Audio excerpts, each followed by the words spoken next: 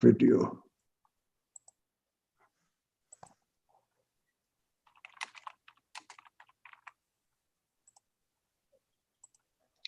We are live.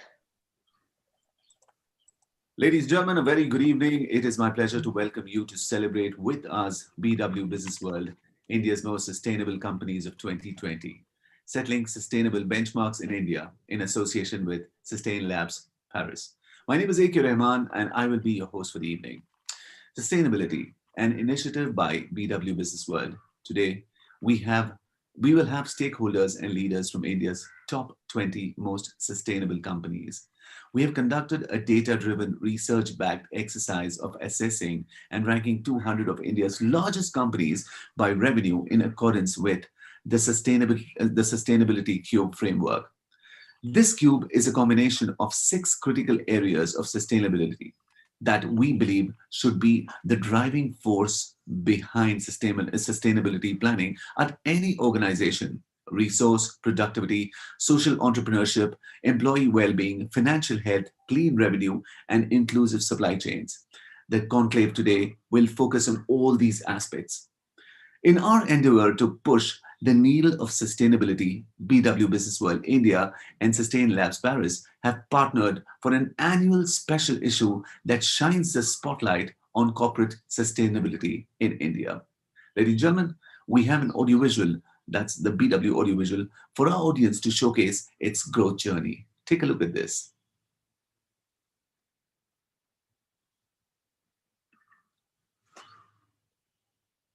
BW Businessworld presents a rich legacy of curated events that enable conversations on policy issues in India. Because of the state of our cities, we have no option but to build smart and resilient cities. Digital India is more for the poor, underprivileged and the deprived.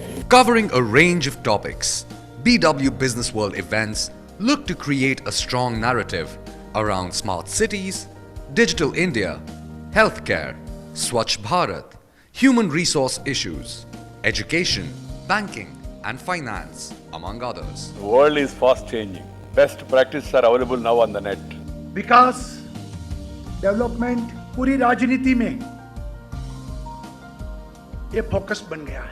BW Businessworld events provide a speaking platform to the voices that matter.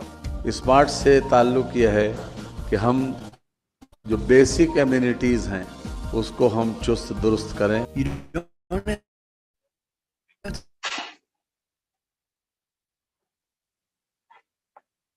To be a technologist, you need to understand. He was a great man. He was the leader of the freedom struggle. We believe that e-governance and IoT will play a very, very important role. BW Businessworld is an excellent exhibition platform that helps you showcase your services to the right audience. To be a part of our legacy, write into us at partner.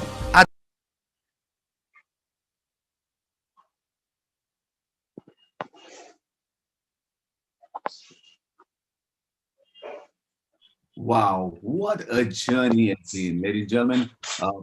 That's absolutely fantastic. Moving on with the summit, before we start, I'd request you all to spread the word using hashtag BWIMSC. We are live on linkedin.com/company/BW Businessworld and fb.com/businessworld and twitter.com/businessworld and businessworld.in. Ladies and gentlemen, now I'd request Dr. Batra to come on the stage for the welcome address. Let's give him a big round of applause. Thank you so much, Mr. Khan. It's my honor and privilege. Good evening. I will keep it short and hopefully specific. We're today to celebrate India's most sustainable companies. It has been ranked in a joint initiative that Businessworld undertook with Sustain Lab Paris. So, they're a research partner, and I can tell you that we've looked at sustainability scores based on resource efficiency, social entrepreneurship, financial management, employee well-being, clean revenue, inclusive supply chain. Looking at these parameters, these 6 parameters, we come up with sustainability scores for the top BW 500 companies. Let me repeat: resource efficiency, social entrepreneurship, financial management, employee well-being, clean revenues, and inclusive supply chains. This is the first year of this initiative. We clearly welcome feedback. You can write to me on anurag.batra@businessworld.in. This is the inaugural year. It was a dream for me personally to be able to look at sustainability in a very deep way and be able to evaluate India's top large companies on sustainability practices. And we were lucky enough to have a perfect partner in Dr. Minya Chatterjee and Sustain Labs to do this. And we embarked on this about 6.5, 7 months back. We completed the research about 45 days back, and about 3 weeks back, we published it in the last issue of BW Businessworld. So it will be an annual rankings going forward. Our endeavor is to be able to encourage Indian companies who are already on a path of sustainability. And for most of these companies that are in the top 20, sustainability is part of their strategy. It's part of their DNA. It's their part of being. So the triple bottom line for these companies is not just a catchword. Beyond profits, they are looking at people, they are looking at purpose, and they're looking at the planet. So when you have this issue, and this is the issue that came out, it's India's top sustainable companies. You can reach out to anyone as in Businessworld to be able to get a copy or pick it up from stands, or go to businessworld.in to be able to download your copy. I don't want to stay between you and India Inc.'s top leaders of the top 20 companies who are today going to have a conversation with the BW editorial team on why sustainability is part of their core and DNA, and how in 2021 they want to take their mission of making their companies even more sustainable. So I don't want to stay between you and them, and we'd felicitate them. These are India's most sustainable company awards. This is the first year, I said inaugural year, so there are a lot of learnings, and we love to have feedback. We have detailed reports available. If you want a detailed evaluation, you can again mail us, and the BW Businessworld editorial team and the Sustain Labs teams can then set up a time to be able to take you through the complete report and why certain numbers were put to those guiding criteria. And I'm sure you can appreciate that we brought in domain knowledge to it by partnering with the Sustain Labs Paris. We also brought in integrity. This was a free exercise, so it's an editorial product. We haven't, in any way either sought sponsorships for this event or advertising for this issue or any patronage for the study. I want to mention that. So clearly it is not something that, we wanted to keep it that way. And as the sustainability movement grows and sustainability practices percolate down in a deeper way in Indian organizations, I'm sure our rankings, which are the first of its kind, there's no business media that does that. So clearly it's a pioneering effort by us, and I'm grateful to all the companies that have participated in this and have been featured in the top ranked India's most sustainable companies for what they do, the difference they make to the communities that they serve, and the purpose, planet, and people they continue to serve. So back to you, Mr. Rahman, before we get really the stalwarts of India Inc. To have a conversation with BW Businessworld. Thank you, Dr. Batra, and what a fantastic start. I promise you this evening is going to be a blockbuster.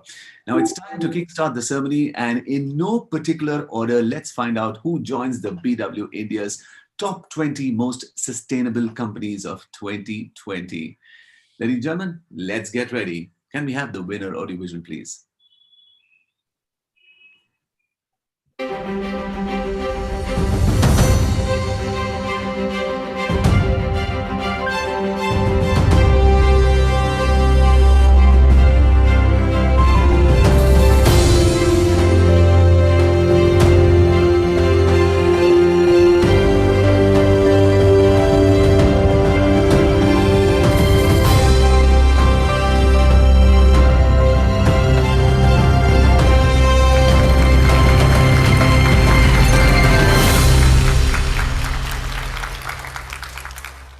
Well, there you are. Congratulations. What a moment it is, Mr. R.C. Bhargava, Chairman Maruti Suzuki. And I request you to kindly come and say a few words, sir, on Maruti's journey of sustainability. Let's give him a big round of applause, everybody. Come on.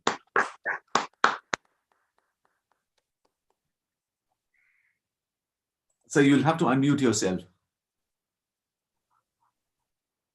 Thank you very much, and I'm absolutely delighted at this award and being selected amongst the most sustainable companies in India. I'm, of course, accepting this award on behalf of the entire Maruti Suzuki family because it's a company which is sustainable. This is of particular happiness to me, looking at the history of Maruti Suzuki. When we started in 1981, the almost universal opinion was that the company would have a very short life. We were seen as a politically driven project, manufacturing a product that was very low in the priorities of our planners at that time. The market had been stagnant for a decade, and we had all the constraints of a public sector company. So we at that time were more concerned about surviving and producing cars than ever thought of sustainability. From that, today to be selected amongst the most sustainable companies in India is really something which makes us feel very proud. And thank you very much for doing this. Of course, this transformation has been the result of, as I said, everybody who is part of the Maruti family. Suzuki Motor Company, who became our partners and today who are now the majority equity holders in this company. All the employees of this company, including the workers who have made an enormous contribution to the company. The supply chain, as was mentioned, the vendors who started when there was not a single component of the Maruti available in India and who have created today a world-class component industry which has a large export market and which has attracted most of the global car manufacturers into India. Our dealers who are our interface with the customers, who have helped to create the brand image of the company and who, of course, sell our products. And the support which we have received from the state governments and, of course, the central governments. So these are the, the players who have made the sustainable possible. Now, all the criteria which were mentioned were, of course, obviously something which we had to practice. But I'd like to mention that probably from the beginning, what helped us most was that we adopted the most ethically sound practices which we could possibly think of. And these ethical practices led to building trust with all the stakeholders of the company. Because without total integrity, total honesty and transparency, you cannot build trust with people. And our employees started trusting the management. They became partners in the enterprise, and they have made an absolutely amazing contribution to the progress of the company. I've already mentioned the vendors and the dealers. I think we all work as a family. It is, of course, not always easy to work in an ethical manner in the climate which was prevailing in India in the past. Fortunately, the present government and the reforms which it has been making and the direction which it has been going is making it much easier to work ethically. And I think that is something which is a key to any kind of sustainability. Now, I don't want to go on this topic of why we became sustainable. I think during discussions we'll have it. So I'll end by saying thank you very much for this award. And We all are absolutely delighted at this event. Thank you so much, sir. It's such an inspiration, and congratulations to you and Maruti Suzuki. And of course, Dr. Anurag Batra, I'd request you to kindly come on the screen and congratulate and have a discussion with Mr. R.C. Bhargava. Thank you so much. Because the host has stopped me, you'll have to make my video live. I, of course, could see and hear Mr. Bhargav. So, so Mr. Bhargav, first of all, you're genuinely an inspiration. You've been active for so many years, and every time you bring energy to an initiative that you're part of, you bring the same amount of gusto and same amount of kind of enthusiasm, if I may use. I think that's something that a lot of us can learn from you. You led this company right from the scratch, and look at where it is today in terms of, in spite of some turbulent past, which you managed well. Your response to it was fantastic. But I want to go on and ask you, on a personal and a professional level, the 9 months would have been life-changing. April was the first month Maruti saw when there were almost zero sales, or was it zero sales, right? Zero, absolutely zero sales. For a company of your size and your market share, to have zero sales says a lot about the economy and the industry, because you're an absolute unchallenged leader in this domain. And you kept pace in terms of new models, design, practices, and Indians kind of buy Maruti. It's their first choice. The numbers speak for it.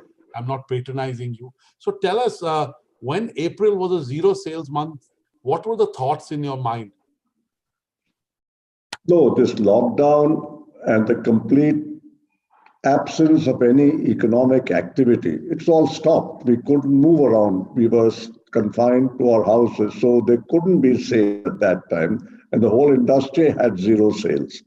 So we were then only waiting to see when we would be allowed to start, because this was an unprecedented kind of situation. I think nobody knew exactly how to deal with it when it happened in March. Actually, the lockdown started. And as we went along, we started learning what safety measures to take, how to prevent the spread of infection.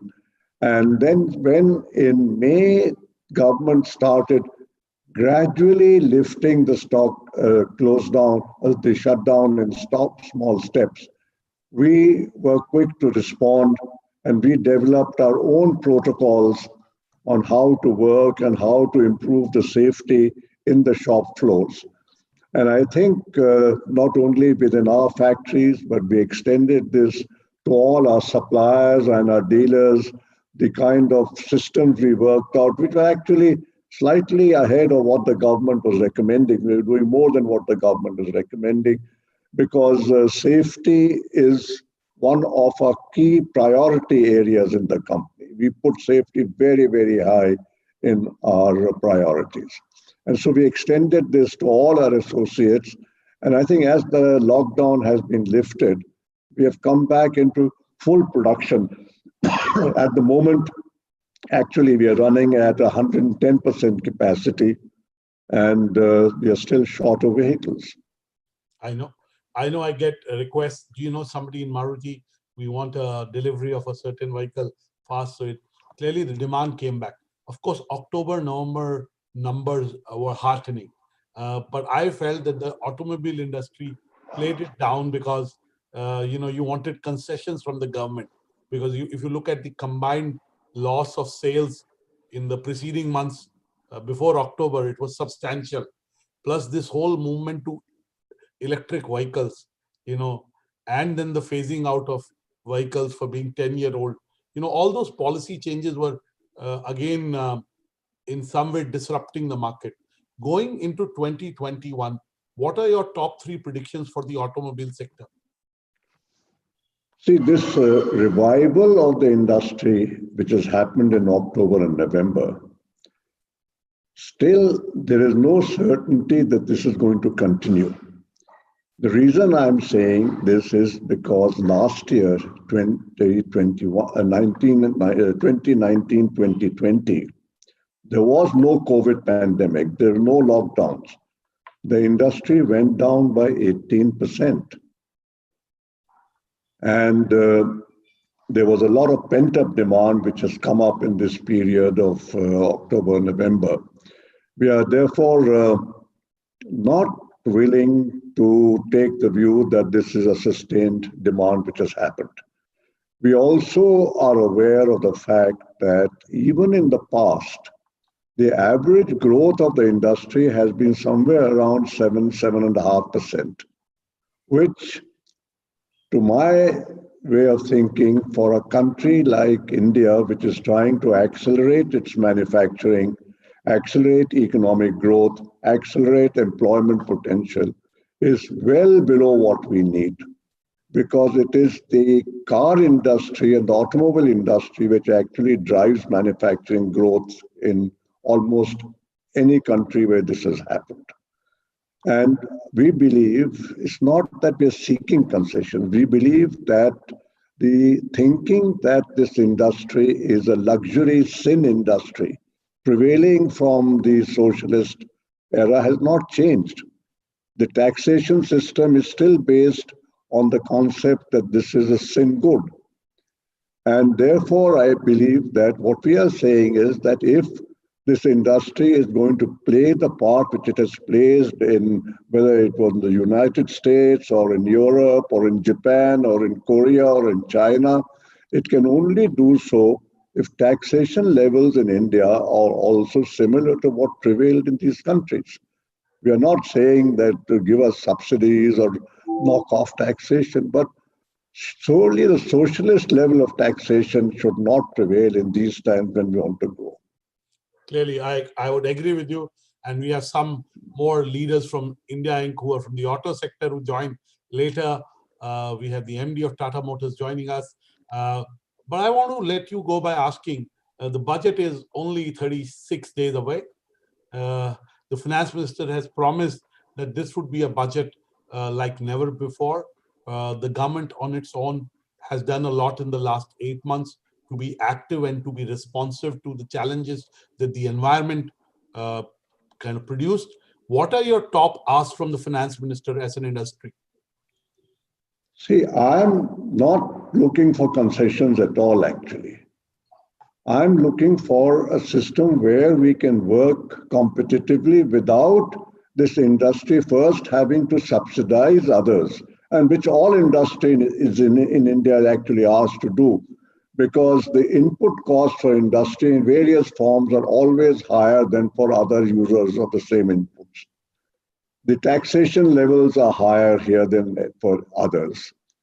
The entire compliance system is much costlier for industry than for other activities. So all of this goes back again to the distrust of the private sector industry, which emanated from the socialist era, but which has never really been given up in practice. Partly, yes, but largely that system continues. And whether it is because of the financial constraints and our civil servants find it difficult to change, or the political system finds it that people are still wanting the socialist system to continue, I'm not sure. But the fact is that what I'm looking for is a level playing field within the country so that industry is not penalized. And in level playing field in terms of all the inputs, the regulations, the attitude of the bureaucracy towards private industry. Making profit is not a sin. In fact, you can't have sustainability, Dr. Batra, without making profits, but those profits should not be frittered away. The profit should be used usefully, like we are trying to do. We will sustain this COVID crisis very well because we had enough resources in our balance sheet and our reserves to come back strongly and not have any problems of looking for moratoriums and such things. So we are just looking for that. And I think if the government gives us that, I don't need any kind of subsidies and incentives, because I think the Indian worker and the Indian engineer and the Indian manager is competent to make the most competitive industries in India compared to anywhere in the world. And I agree. I agree to you, Mr. Bhargav, that one, COVID has more than ever shown us that mobility is a fundamental need. It is not a luxury. And, clearly the segment that Maruti operates in and the bulk of its sales are to working middle class and the, working professionals and people for whom mobility is a basic need for them to show up at work or to be able to do chores. So you're right, that mentality needs to change. And I'm sure the government will take note of what you've said and what you've been saying consistently. I've heard you before on other platforms, and you've consistently said this.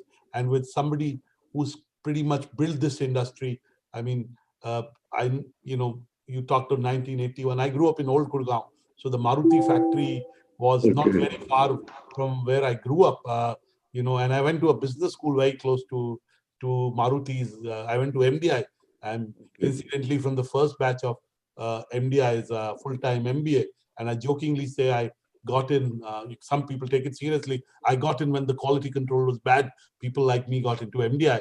But on a serious note, you're right. I think this is the manufacturing sector in India and in pretty much every other country is dominated and led by the auto industry. It creates jobs. It contributes significantly to GDP. And now, post-COVID, mobility is a need. It is no longer a luxury. It never was. So thank you, Mr. Bhargav, for talking to us.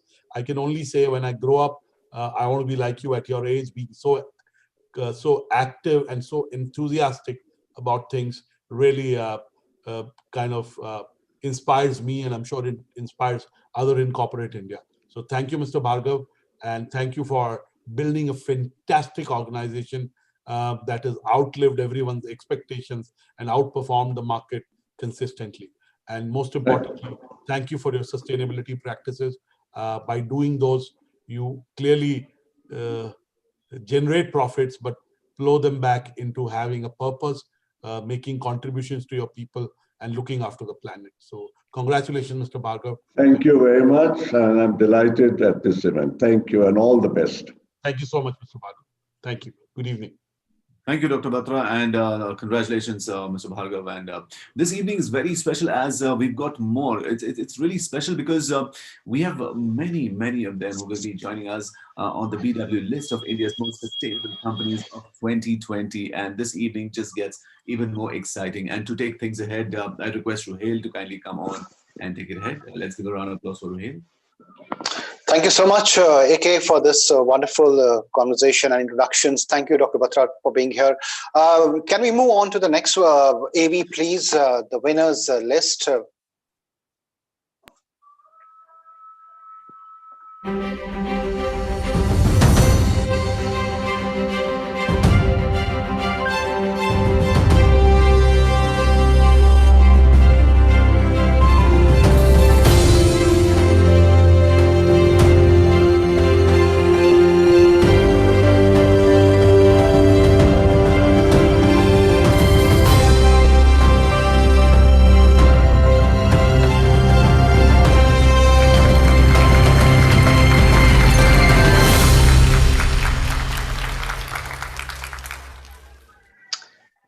All right, congratulations, Tata Chemicals. I would like to invite Mr. R. Mukundan, Managing Director, Tata Chemicals, to share a few words with us.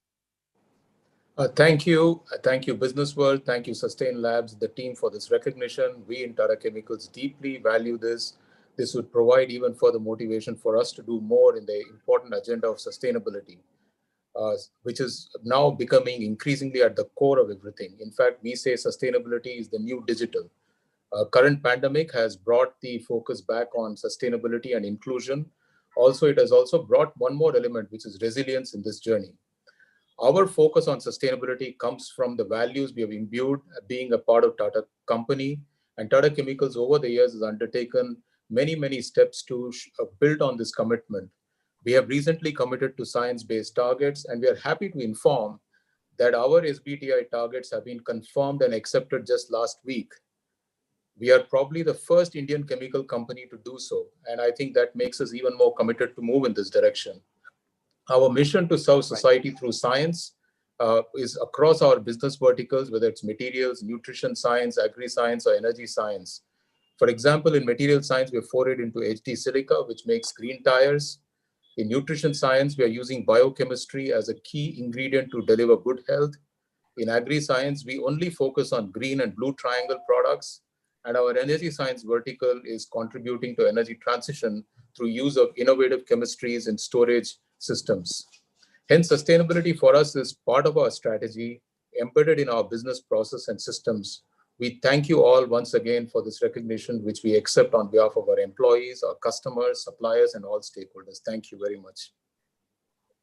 Thank you, sir. I want to now hand it over to Dr. Batra for a quick conversation. Thank you, Mr. Mukundan. Thank you for sharing the specific in terms of how Tata's embrace sustainability as a core, practice within their businesses as part of the strategy. And, I keep saying Tata's are India's, of course, it is one of the largest enterprises that India has, but in a true sense, were the first social impact business. And I keep saying, why does social impact business need to be separate? Every business needs to be social impact. But I want to ask you 2-3 questions before we let you go. One is, you studied at IIT Roorkee back in 1984. Then you went to the Faculty of Management Studies in Delhi. Now, when you talk of engineering education, business school education, nowhere in the education ecosystem we talk of sustainability. There is no course in more B schools in India, mainstream B schools, I'm talking about top 10, 12 B schools in India, on sustainability. Do you think that needs to change? I think it certainly does need to sort of change. We need to bring it at center of what we do. I remember, for example, in FMS, one of the first case studies was labor and union and management relationship, which basically the case study was on Tata Steel. I distinctly remember that, we were, equity was very important in the process of building a great organization. So it is thought, but it is probably at the periphery. We need to bring it at the center of what we do. But increasingly, I think more than the education itself, the students who are coming to these campuses are so much more aware now, are so much more demanding. I think this is a social movement. We have to think of this as that there's a demand for this, there's a craving for this kind of a stuff. And actually, brands, companies with purpose, who communicate with purpose, who actually display purpose, are getting greater and greater market share. The students can see that. And if you start from customer front and come down, you realize that the greatest thing which you can do is to focus on building what the market really needs, which is sustainable business of the future, which is respecting environment, respecting planet, respecting people, and building a whole ecosystem around it. And in engineering, certainly, I think there is a greater emphasis now on innovation, which is one of the key elements. If you have to solve these problems in a way that we can address the needs of the entire pyramid of consumers, including those who may actually form the bulk of our demand pattern, I think innovation has to be one of the lead ways by which we can serve them. And the technical schools are more and more turning into innovative workshops. There are more startups coming out of IITs where students are getting exposed to finding new solutions to solve the problem. But I think it's for us in the industry to partner with the management institutions and the Institute of Technology more and more. And I think that's where I think we can play a much better role in terms of bridging the gap, both in terms of emphasizing the need for sustainability as well as emphasizing the need for innovation. Thank you, Mr. Mukundan. Now, there has been increasingly a trend of ESG-focused funds.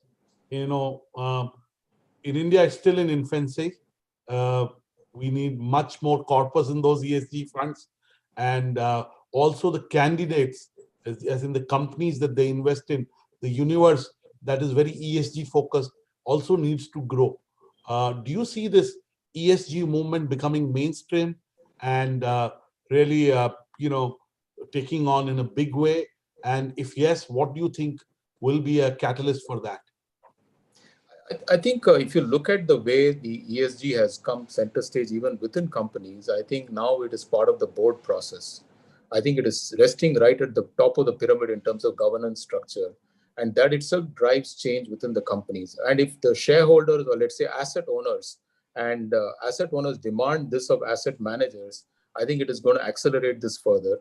And many of the Indian companies who are in the top 100, top 500 have foreign institutions who hold our equity shares. These foreign funds need us to move towards ESG more and more.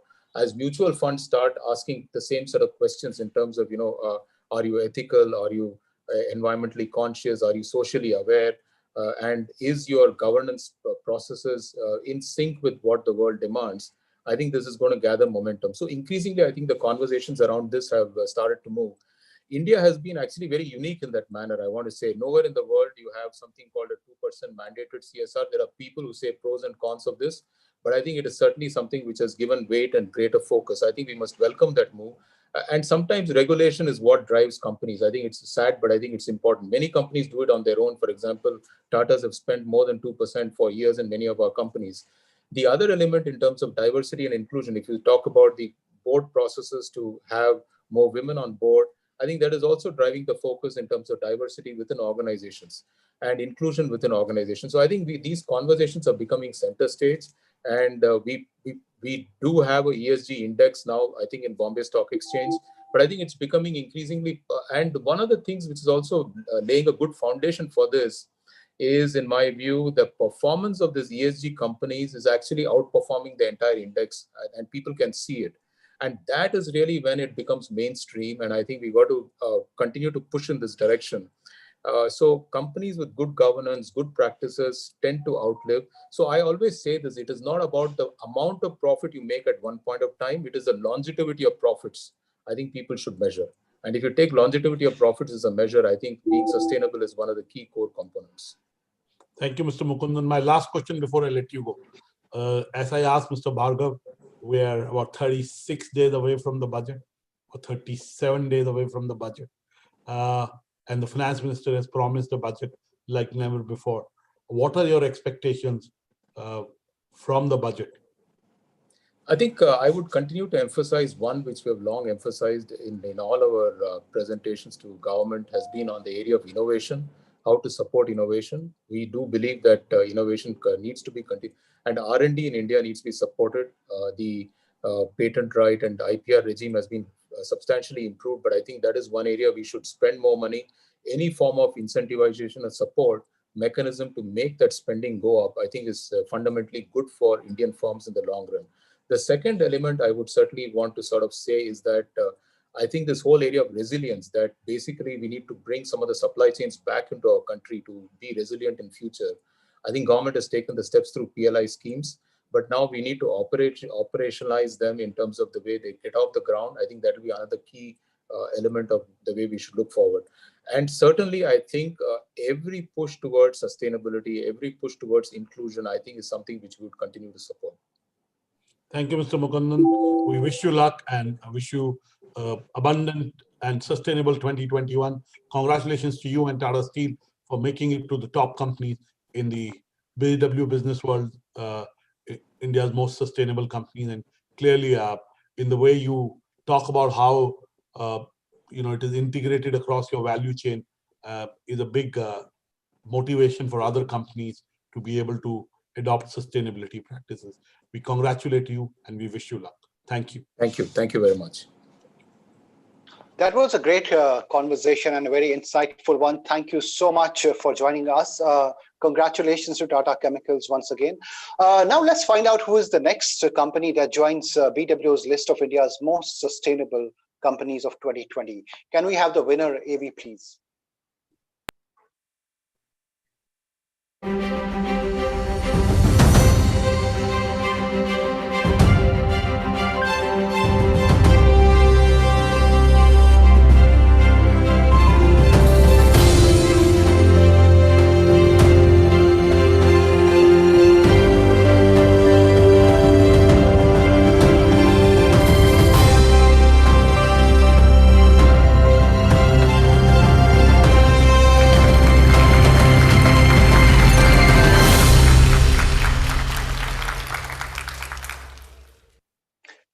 Congratulations so much, Tech Mahindra, for winning this. May I now will invite Mr. CP Gunani, CEO and MD Tech Mahindra, to join us and say a few words.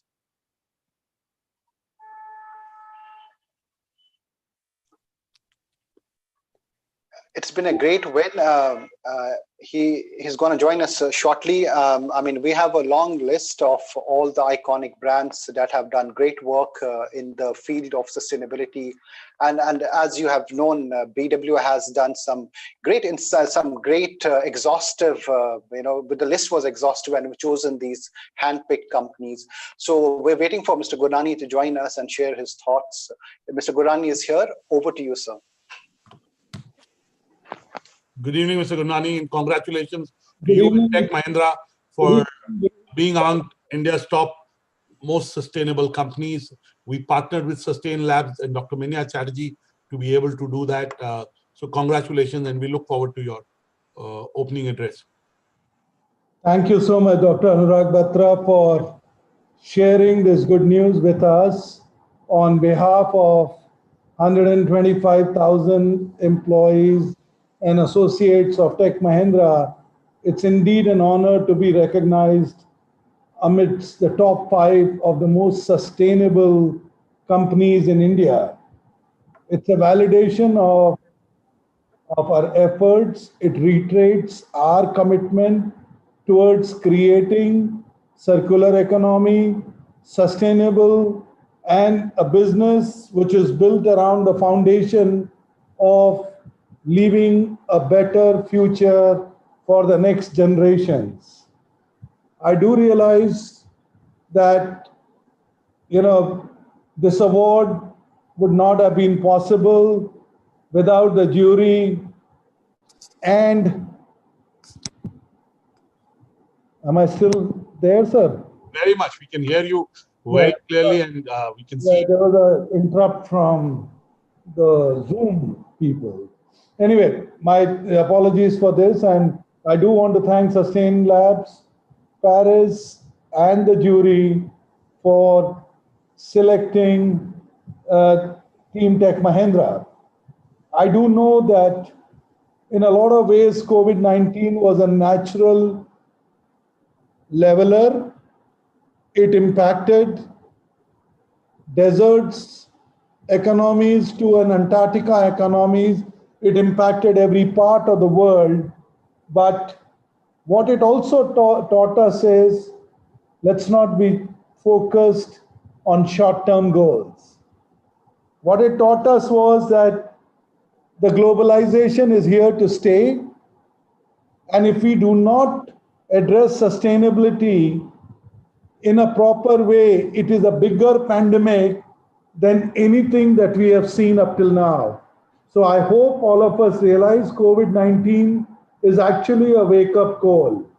It's a wake-up call for all of us to realize that we are the ones who inherited the planet in a lot better shape, and we are the ones who have created a consumption-oriented society which has not taken into account that a supply chain, an ecosystem, and we have been very proud. And you go to the shelves in US, they start talking about Fiji water. Now, has anybody ever taken into account water in an island called Fiji? When it travels to the shelves of Walmart or a Costco, how much of carbon footprint has it left behind? And we all would happily consume that water. So my request is, every time when we are looking at what the world is around us, please look at from where the product is traveled. And to me, Dr. Batra, it's not about Atmanirbhar in technology. It has to be Atmanirbhar in sustainability. Because if a cheese has traveled from France, thank you very much. The whole of India lived on cottage cheese called paneer. Why do I have to, create a parallel economy where I could also improvise on my cheese? So I can only assure you, sir, that we realize that it's a responsibility. Tech Mahindra Associates It's not a company-wide movement. It is a movement of suppliers. It's a movement of ecosystem. It is a movement where individuals are taking responsibility. So thank you for recognizing our practices, our initiatives, and we do promise you, sir, that we are inching very definitely towards a zero carbon economy, including implementing an internal carbon pricing, achieving approved science-based targets, investing in green technology solutions, and we will become, with you, part of a very strong advocacy where we spread the awareness of climate change and we together encourage green activities in our personal lives and in everybody's professional lives. So thank you again, Dr. Anurag Batra. Thank you, Mr. Gurnani. And again, thank you for making it effortless. Clearly, the turnaround of Tech Mahindra that you did and you built it into a sustainable company is also reflected in the growth that companies had. And clearly, sustainability practices have made it even more relevant. As we go into 2021, what are your expectations from the union budget that gets presented on 1st Feb? My personal belief is that the union budget has to, number one, overall, I think it needs to propel the economy.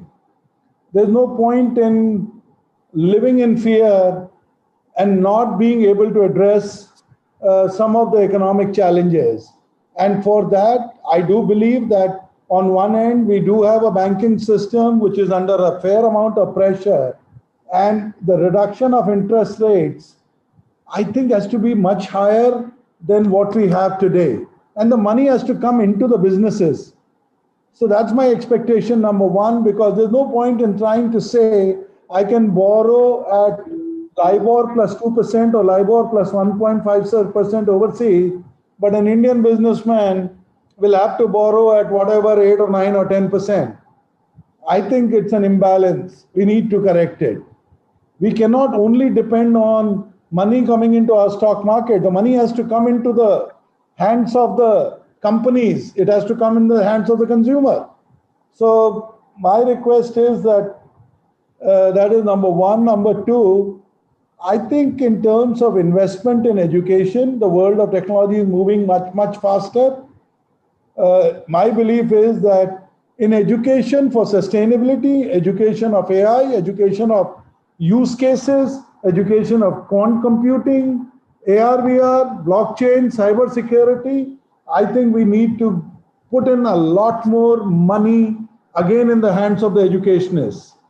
Because it's no point in depending on a Coursera or some other online courses to teach you where it has to become part of your curriculum as you go along.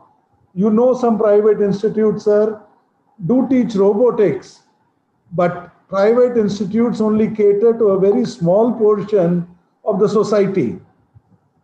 The third part I would request is inclusiveness by making sure connectivity and the smartphone reaches the hands of everybody. Because if we are not able to subsidize it for those people, then we are creating a social dilemma. We are creating an unequilibrium. The fourth part is purely from an Indian software industry. I think we need to create a fund for product companies, a fund for platforms, and SEZ benefits, despite of us working from home, has to be extended for an indefinite period. So I know, Dr. Batra, you provoked me, but I hope you can convey my message to the Honorable Finance Minister. Thank you so much, Mr. Gurnani. Clearly, as a leader of the IT industry, somebody who's a past president of NASSCOM, somebody who is a prominent voice in India Inc. and in corporate India, I'm sure your voice will be heard, and through our editorial platforms, we should definitely amplify. My last question before I let you go. Mr. Mukundan, the managing director of Tata Chemicals that joined us before you, said sustainability is the new digital. He said it is more important than being digital. Just being digital without being sustainable is not good enough. Now, you come from a sector that employs digital devices more than any other sector, that consumes electricity, right? The sheer number of people that you employ, when they travel to offices, they use personal cars or office mobility vehicles. Now, tell us, as we move into 2021, what will Tech Mahindra do to accelerate its sustainability practices? So 2021, we will not go to office, Anurag Batra, just to make you happy. Thank you, sir. It was just, you gave me a lollipop, I couldn't refuse it, boss. Always good fun to talk to you. Right? But I think in 2021, my sustainability goals are, as I said, work towards zero carbon status, work towards better science targets, which effectively means it is not only us, it is our supply chain. It is all our ecosystem. And frankly, COVID has taught us we can question the travel, we can question why not the electric charge points, why not an electric vehicle, why not alternate energy, why not microgrid as a service, why not create, as I said, more advocacy and a movement which encourages people to share their cars or take the shared services, which is the cabs or the buses that we provide. So there is a lot more to be done, sir, but I'm promising you that by you conferring an award on us, it only reinforces our commitment to be a more sustainable corporation. Thank you, Mr. Gurnani. We know that what you say is what you do, and it shows up in the way your sustainability practices are intertwined with your business. So we wish you luck as you move into 2021, and I'm sure your stock price will be above 1,000 rupees in 2021, much above 1,000 rupees. I know you don't look at stock price on a daily basis.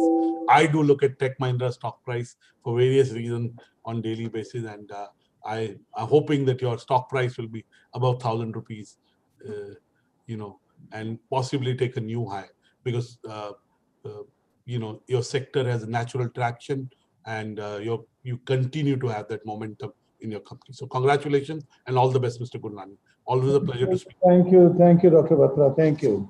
Thank you. Back to you, Rohit.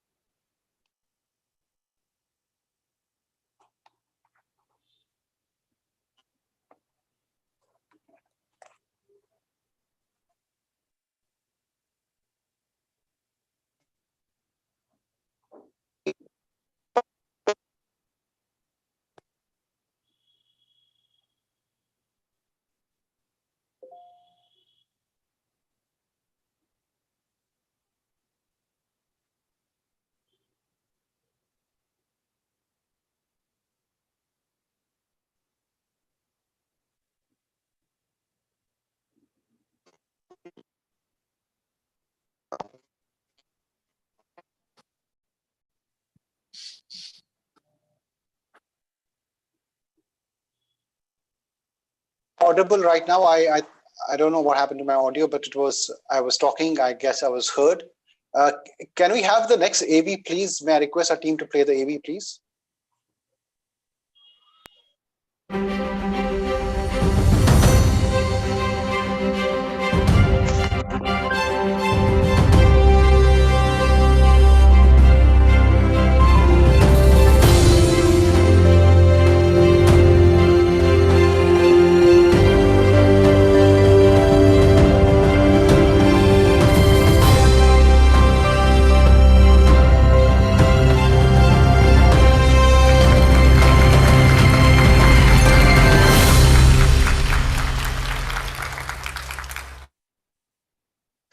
Congratulations, GAIL India Limited, for making it to this list. And may I request Mr. Manoj Jain, Chairman and MD, GAIL India Limited, to say a few words, please.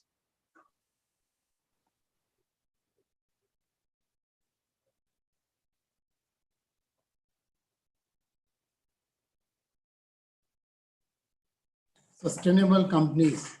It's my privilege and honor to receive this award on behalf of all the employees of GAIL. And I also would like to thank the jury for who have undertaken the painstaking efforts to evaluate our performance on standard parameters.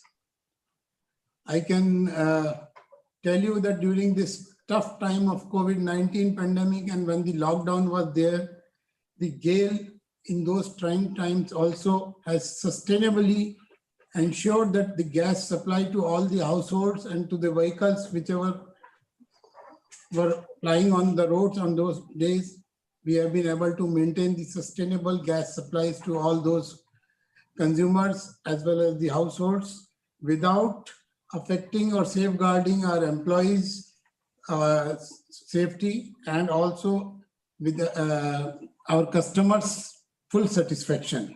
This is definitely, those were challenging times, but through the global standards which we follow on the operations for the sustainability related issues, definitely we were able to maintain those supplies uninterruptedly to all the consumers. Government of India has envisioned a sustainable gas-based economy, of which GAIL is the largest partner in India. And we are also working hand in hand with the government to ensure that the gas-based economy grows from current 6% to 15% in the coming decade. Natural gas being clean and convenient fuel, definitely it is helping us in ensuring that we leave a sustainable planet for all future generations to come.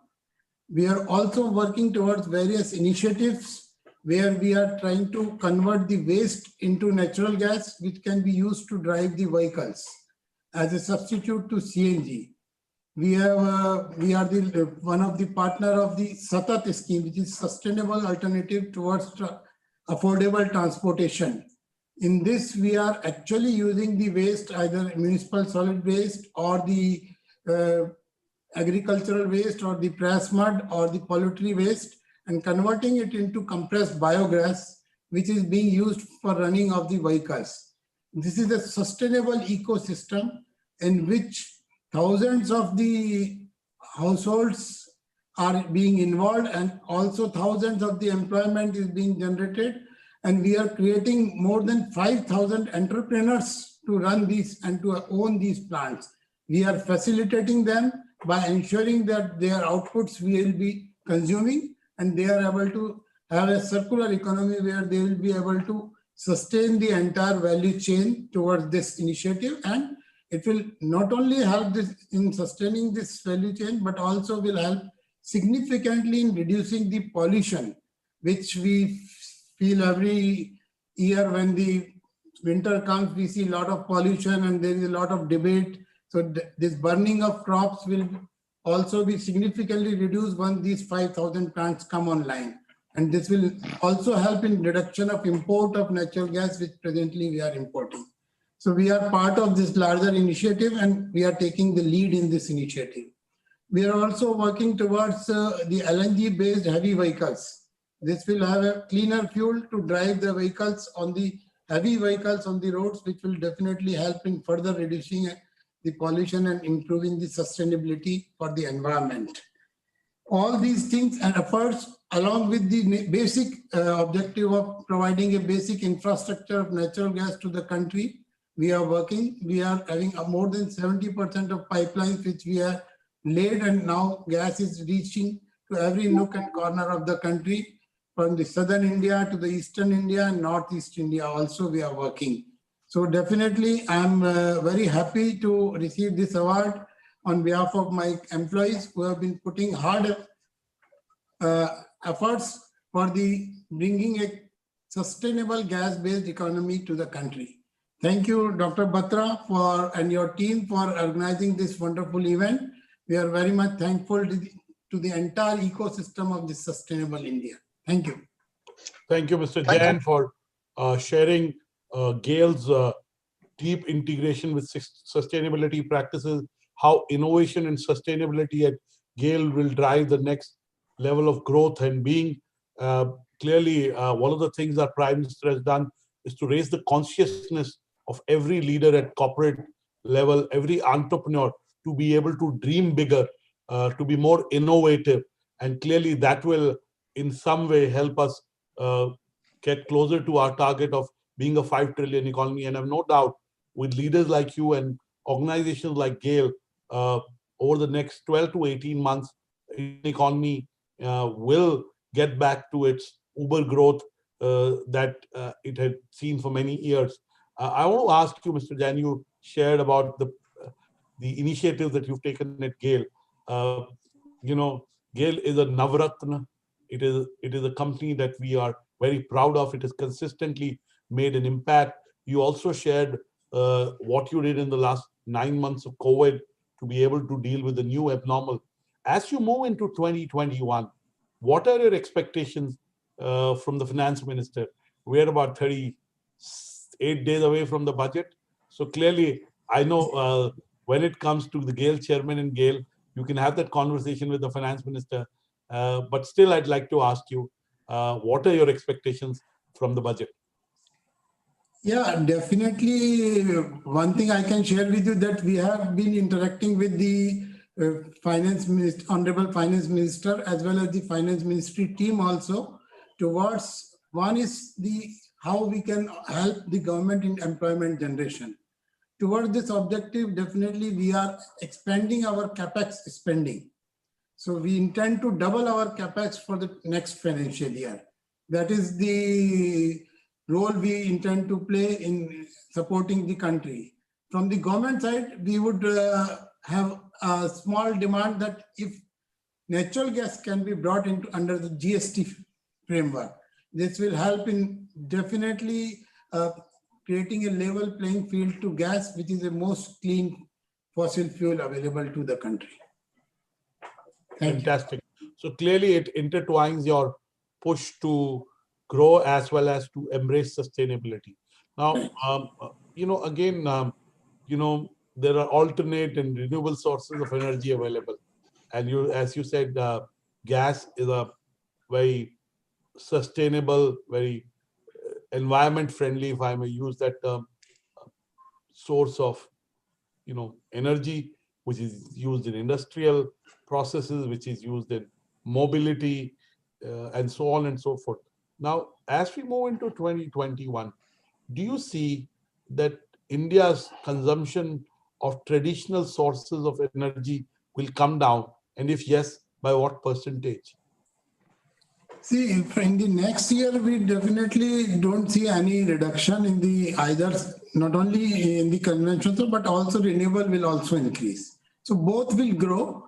And our expectation is that by 2030, India's energy consumption has to improve upon, because we have many areas where we need more energy intensive things which are yet to be done for our population, because large population in the past have been deprived of many of the available energy related, even the basic electricity few years back was not available to the entire population. Regarding renewables, I would like to touch upon here is that while renewables is a long drawn future, definitely, which will be a most sustainable thing, but we see natural gas as a partner to renewable in those 20-30 years when the renewables are not able to do their job 24/7. Then natural gas comes as a mix of renewable plus natural gas, where we can immediately ramp up the capacities when the demand comes. So we are pushing for it, and government is also towards looking at this option where renewables along with natural gas will be a sustainable alternative towards the 24/7 power. Okay, Mr. Jain, now you've been a GAIL insider. You're a long-term GAIL professional.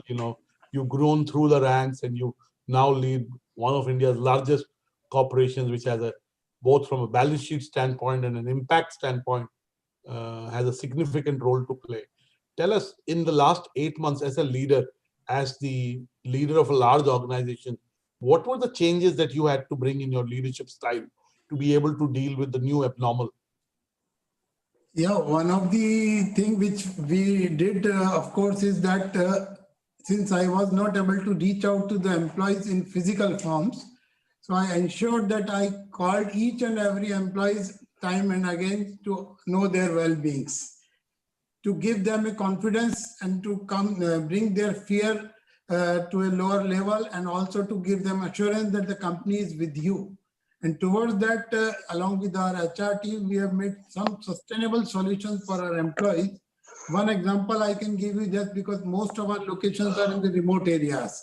So we made tie-up with the Apollo hospitals, so that in this time, any need over phone call, any employee can call that number, and immediately within few seconds, he will get that aid available. And the kits also, we ensure that in advance we reach to those remote areas, and they are kept in reserve. As and when needed, immediately those kits were delivered. Thank you so much for sharing that, Mr. Jain. My last question before I let you go. Today we are celebrating India's most sustainable companies. GAIL is featured among the top companies. Now, are there leaders or companies that you and GAIL look up to, either within your sector or outside your sector? They can be in India or globally. When GAIL benchmarks its sustainability practices, what is an organization or a leader that GAIL looks at, or Mr. Jain, who leads GAIL, looks at for inspiration and guidance? Few names are there, but definitely I would say in the sustainability part, it's my personal opinion that I look at Tata Steel as one of the sustainable companies, which has tested over the period of long times, taking care of the entire ecosystem. And I would look at that, yes, our companies in PSUs can also be in that, go for many years like that. Thank you so much, Mr. Jain. Thank you for talking to BW Businessworld. We congratulate you on your recognition amongst BW Businessworld's most sustainable companies. It's a pioneering effort. We partnered Sustain Lab Paris and Dr. Minya Chatterjee to be able to do this. And we look forward to engaging with you soon again on a BW 500 rankings. And we wish you luck as you move into 2021. Thank you so much and good evening. Back to you, Rohil. Thank you so much. It was such a wonderful... Pleasure all ours. Thank you so much, Mr. Jain.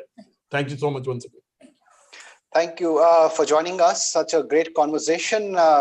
Thank you, Mr. Jain and Dr. Batra. And now let's find out which company joins BW list of India's most sustainable companies of 2020. Can we have the winner audio visual, please?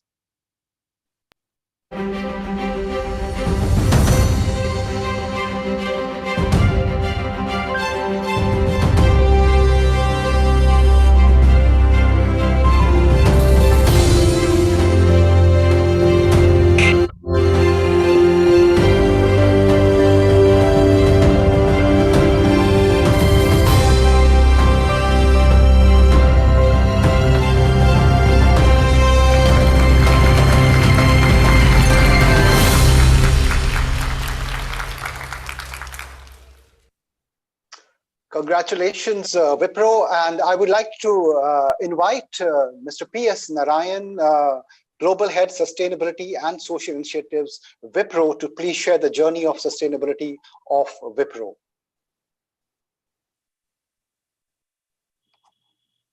Over to you, sir.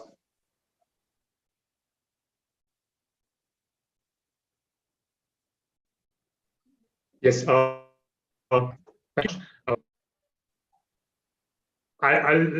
Before I start, just say that if there are internet connection problems, I will switch off my video. So please bear with me.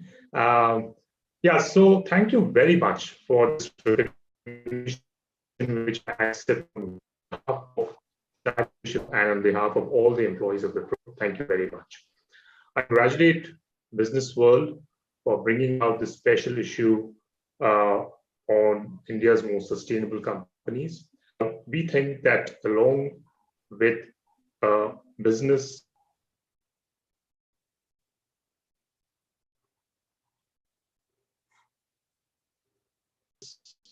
government, civil society, media, to citizens and public at large, and the list of the most sustainable companies in India that you have brought out, exemplars from across industry sectors, who have pioneered and walked this road less traveled over the last few years. And we are happy to be part of that list. We started our journey formally as far as sustainability and social responsibility is concerned about 2 decades back.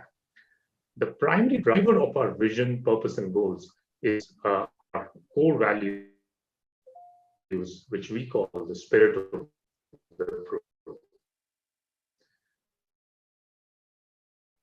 One of these values is in quality thinking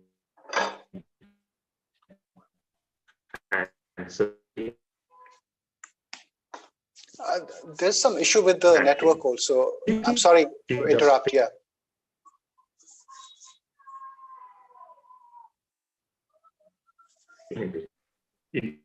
Integrity about social thinking.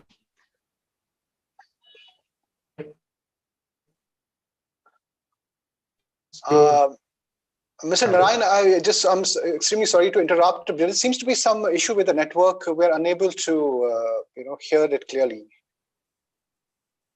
We are able to hear you clearly. Maybe you can turn off your video as you've done and go on. Yes, maybe. Yes. Go on, Mr. Narayan.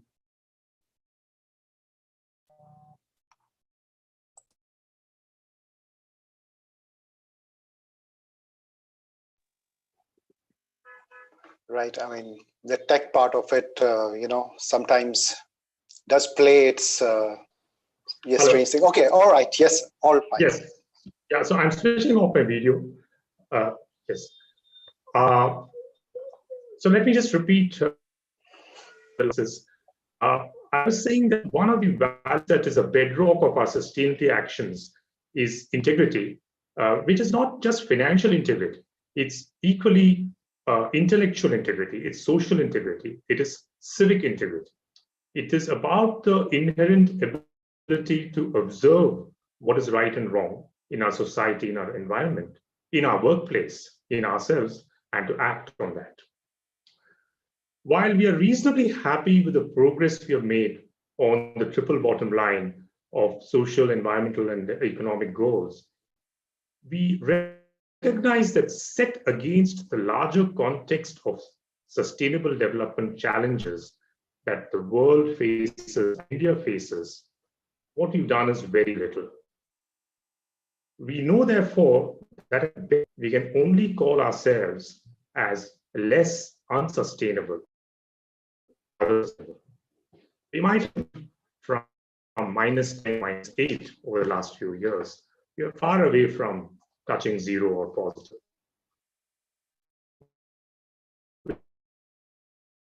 We think it is this pessimism that we honest where we stand and how much more there is to do. It's important, however, to combine this cognitive pessimism with the optimism of the spirit, a can-do spirit, which can act as a catalyst, as an activator and energizer of ever-widening circles of thought and action. So with these few words, I would like to thank Businessworld again for this recognition, and we see it as a reaffirmation of the core values we stand for. It's also a reaffirmation of the courageous actions Indian business has been espousing and adopting on sustainable business practices over these past several years. Thank you very much. Thank you, sir. Yes. Thank you so much, and we wish you luck in your journey. Again, Wipro is a very large enterprise. It has, it has a huge impact both in terms of the number of people it has within its fold and the partners that you have as part of the ecosystem. So clearly, Wipro adopting the sustainable practices makes it a big motivation for others to adopt it. So our congratulations to you from BW Businessworld and Sustain Labs Paris. Thank you. Thank you very much. Thank you so much.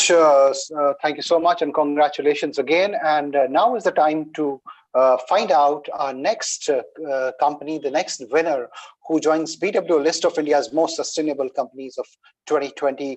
Can we have the winner audio visual, please?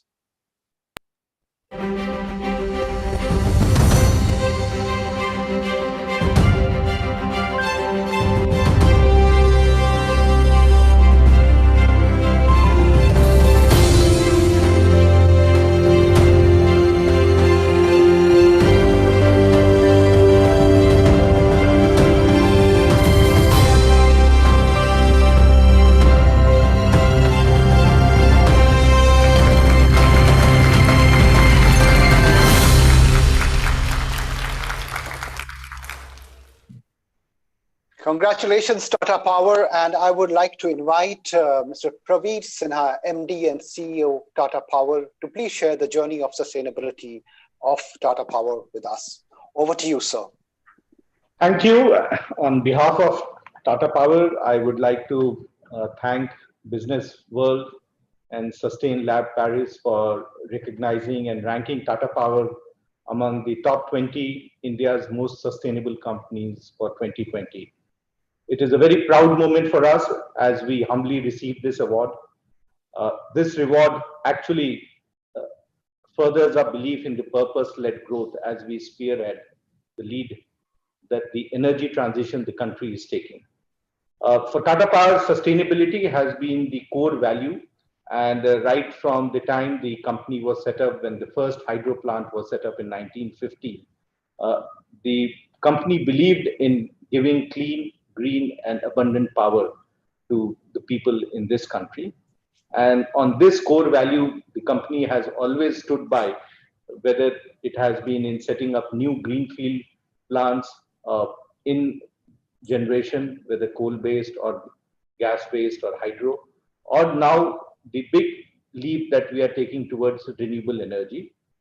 In renewable energy, the company has taken large initiatives, whether it is the utility scale clean energy projects, or it is the rooftop solar, microgrid, solar pumps. So in each of these areas, the company has ensured that it reaches out to the consumers and gives them clean energy.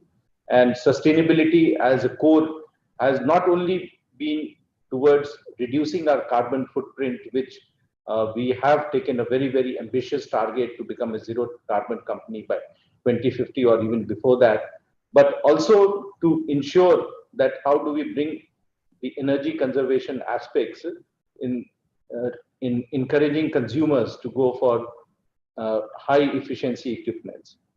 Tata Power has also been very closely working with the communities, and one of the big programs that we run with the community is to encourage them to conserve energy.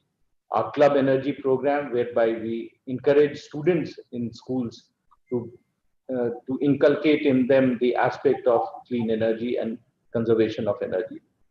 We also work very closely with the community in various programs, and basically it's on the 4 E's that we work, which typically talks about education, employment, employability, and entrepreneurship. And this is about empowerment of women and children in areas where they do not have access to education or to vocational training. And I think in the way Tata Power has structured itself over last more than 100 years, it continues to take the leadership on sustainability, not only within the company, but also encouraging within the industry, as well as globally, that how we can bring clean and green energy to the people. And I would like to once again thank Business World and Sustain Lab Paris for recognizing Tata Power with the Sustainability Award. Thank you very much. Thank you so much, Mr. Sinha. Again, you really espoused the philosophy of Tata Power in the 4 I's and the practices that Tata Power has undertaken. And again, energy sector is a sector that can clearly benefit from sustainability practices in a more tangible, direct way. Not saying that in other sector it's not tangible or direct, but in your sector it's even more tangible and direct, if I may. Now, going forward into 2021, what are your top expectations from the government and policymakers vis-a-vis your sector? And specifically, in the next 38 days, we have the union budget coming up. What are your expectations from the finance minister? There are three main expectations from the government. The first is about renewable energy, and we have seen globally there has been huge push that renewable energy will play a very, very critical role. And we expect that the government will provide the necessary fillip to encourage renewable energy. And when I talk about encouraging renewable energy, it is about empowering people, the rooftop solar, how each person can become a producer of energy and can also supply it, and to that extent become a consumer of electricity. The solar pumps, India has large number of solar pumps, and how we can solarize the pump sets and again empower the farmers of the country. And the third area is how do we bring microgrids into villages, whereby again with solar and storage, how do we reach out and provide electricity, which can be the precursor of the various employment related and economic activities in the village. The other area that I expect that the government will provide a lot of push is towards the mobility, the e-mobility, and how EV charging infrastructure can be created right across in the country. That's an area where I hope that the government will give necessary push and necessary thrust in terms of incentivizing, as well as in terms of creating the policy directions which will support the e-mobility. And the last area that I feel where there can be a lot of push from the government is on energy conservation. And that's an area where there is huge opportunity. And I think if there is a incentivization program and some R&D programs which can encourage Indian entrepreneurs to come up with very smart solutions to facilitate the energy conservation, I think these will really transform the way the energy is being produced and consumed in future. And I am sure the government will take necessary steps in this direction. Thank you so much, Mr. Sinha. My second question to you is, you talked about innovation, you talked about kind of incentivizing adoption of certain practices which are both about energy efficiency and sustainability. Now, clearly, innovation sometimes comes from startups. They comes from players who have no kind of, mills around their neck. They don't have to think of daily things. They're blue sky thinking, if I may say. So what is Tata Power doing to be able to encourage and empower and be a catalyst in the startup ecosystem, specifically when it comes to the kind of solutions you've been talking about in terms of energy efficiency, in terms of, move to the solar, to non-conventional sources of energy? How do you incentivize and discover startups that help you in various sectors to conserve energy, to be able to give you tools, whether they're artificial intelligence led, to be able to have more efficient business models around how you consume energy? So what are you doing to be able to discover new technologies, new startups, which can help you in your mission? Tata Power has been pioneering in the innovation area, and Tata Power has helped in setting up a Clean Energy International Incubation Center. This is set up in Delhi. This has been set up jointly with DBT and DST and Tata Trust and Social Alpha.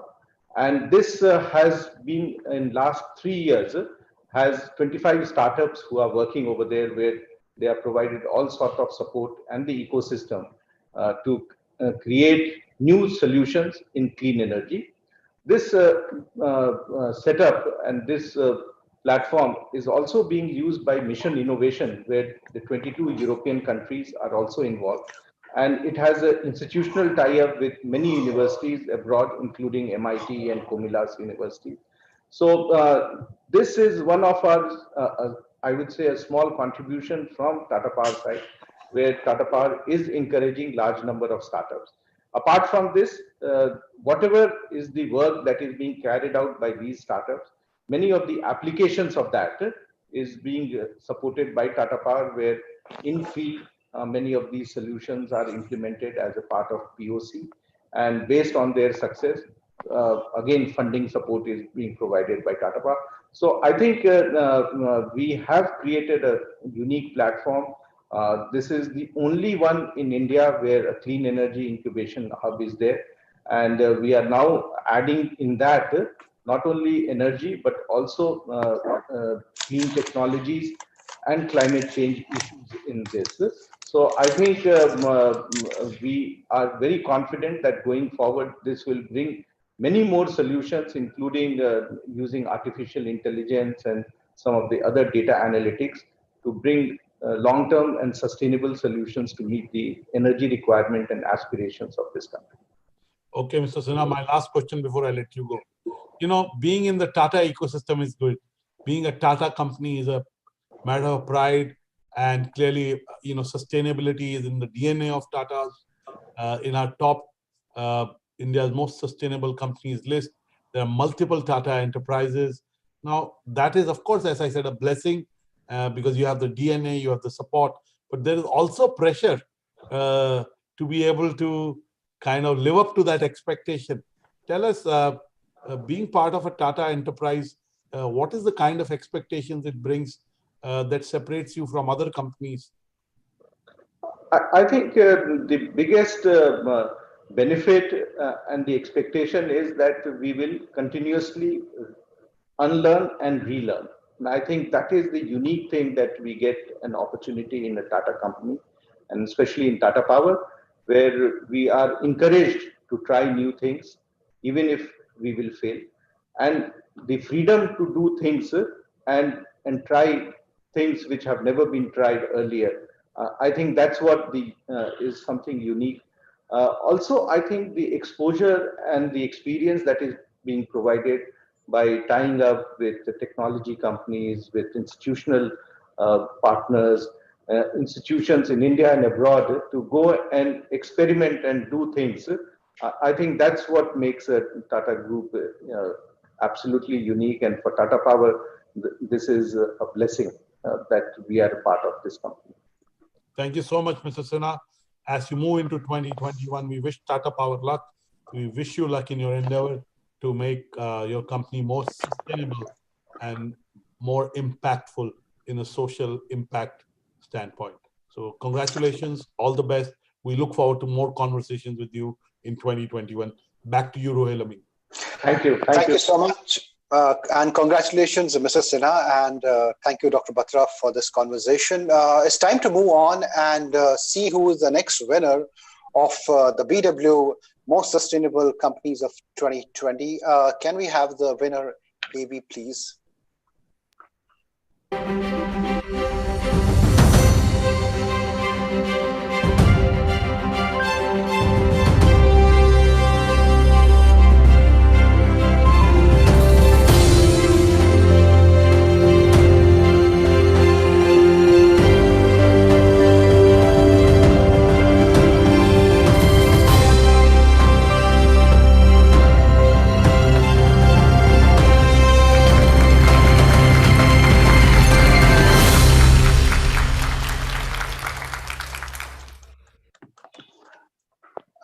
Congratulations, Hindustan Unilever. Virtual chairs from my side. I would now like to invite Mr.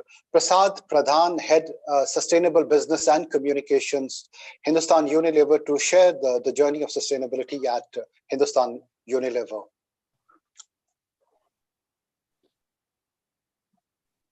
Mr. Pradhan, if you could switch on your camera. Yeah. Thank you so much. Over to you. Thank you, Businessworld, for this recognition. Hindustan Unilever has always believed in doing well by doing good. Our action over the years and in future can be summed up in our simple purpose of making sustainable living commonplace. Right from the time when the company was started, this purpose has been constant, remained constant. At Unilever, we have three fundamental beliefs. Companies with purpose last, brands with purpose grow, and people with purpose thrive. And Hindustan Unilever symbolizes these beliefs. Yes, it is a company whose brands are used by millions of Indians every day across more than 95% of Indian households. It is a company which has shown that brands can be not only provide functional benefits, but they can be a force for social good. We firmly believe that if the communities prosper, so will the business.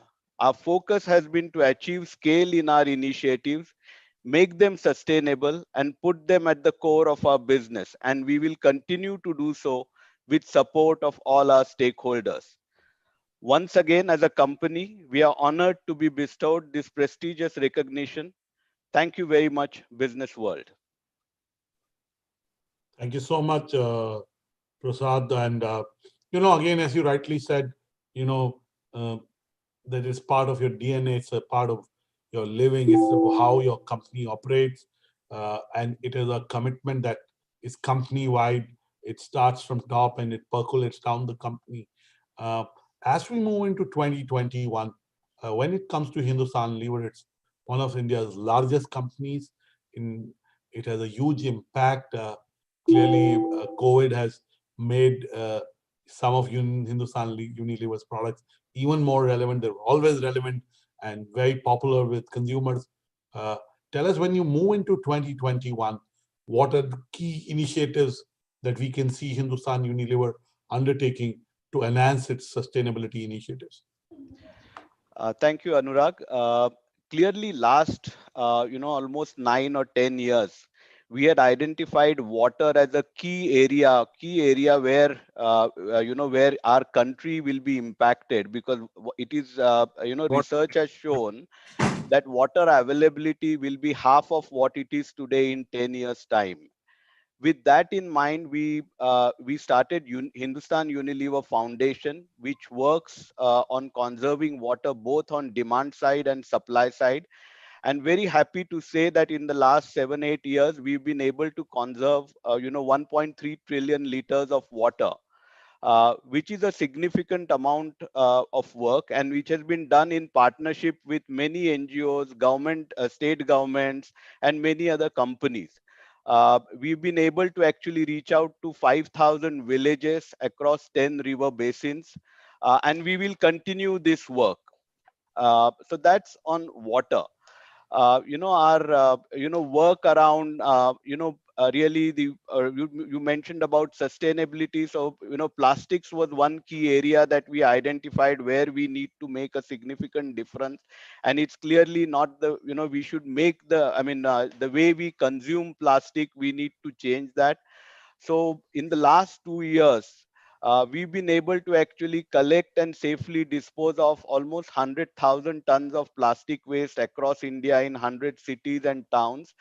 There are projects in place which actually focus on really recycling on plastic. We're working with UNDP and Zintio in that direction. So that work will continue. And we've made globally as Unilever, we have made very bold commitments in the area of plastic. So clearly work will continue in that space. Our hand washing behavior change program, which Lifebuoy has been driving, which has reached almost 70 million people in many rural areas and urban areas, that will continue. Our really great example of sustainability initiative, really Project Shakti, which started say in about 10 15 12 years back as a small pilot in Nalgonda district of Andhra Pradesh, has really scaled up. We now have 1,20,000 Shakti Ammas across India, and they have been earning their livelihoods in a very sustainable way. So clearly that will continue. Our Prabhat initiative, we have about 30 factories all over India, and there actually we work in the rural communities, work on the areas of livelihoods. We'll provide them skills training so that they become employable.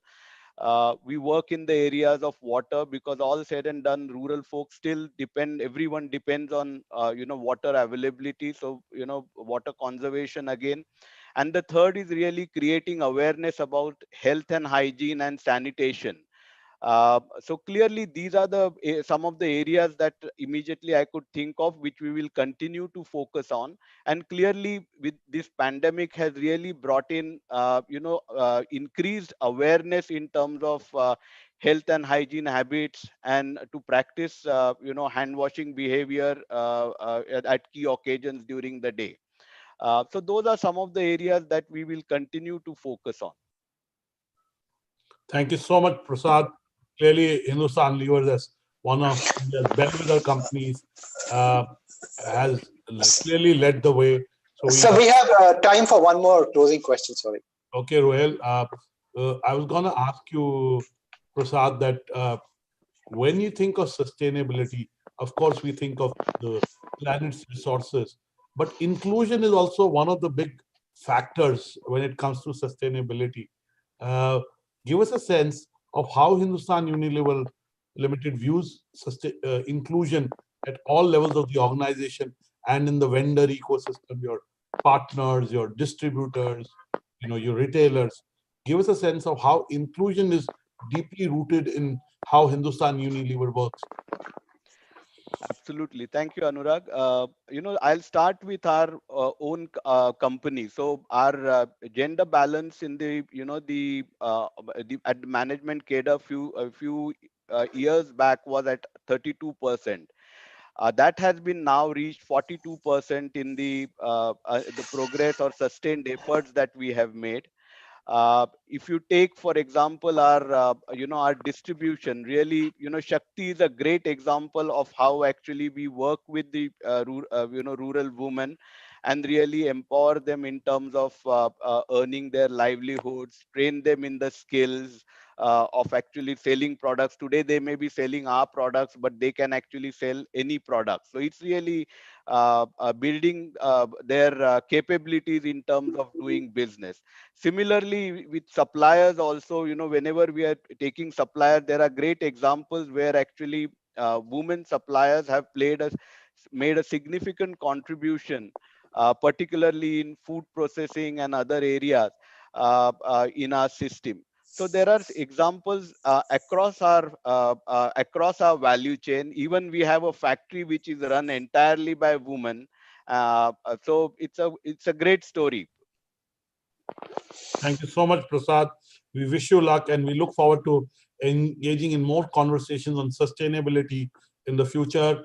Congratulations to you, to the entire leadership team, including Mr. Sanjeev Mehta, on Hindustan Unilever being featured in the top companies in India who have embraced sustainable practices deeply.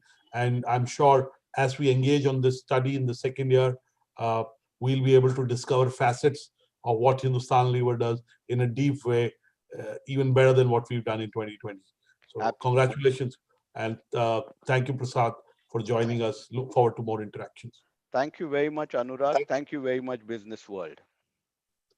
Thank you so much, and congratulations, Hindustan Unilever, once again. And what a conversation! As we move on to our next winner of BW list of India's most sustainable companies of 2020, I request the team to play the winner AV, please.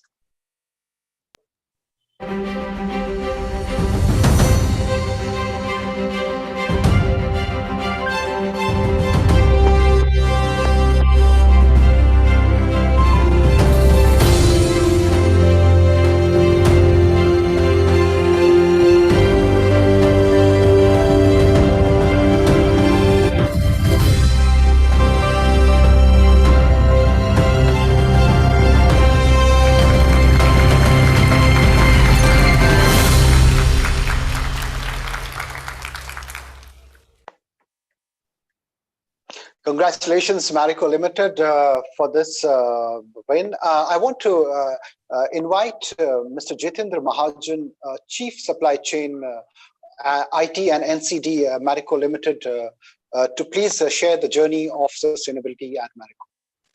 Yeah, first of all, thank you very much, Anurag and Ruel. Really appreciate to be in this forum. And thank you very much for spearheading the sustainability awareness in the country through this initiative. I really appreciate that. To us, if you look back, I think the sustainability has always been the core of the business which we do, and started with our purpose, which is make a difference. I think that is the purpose with which the company has been working with for so many years.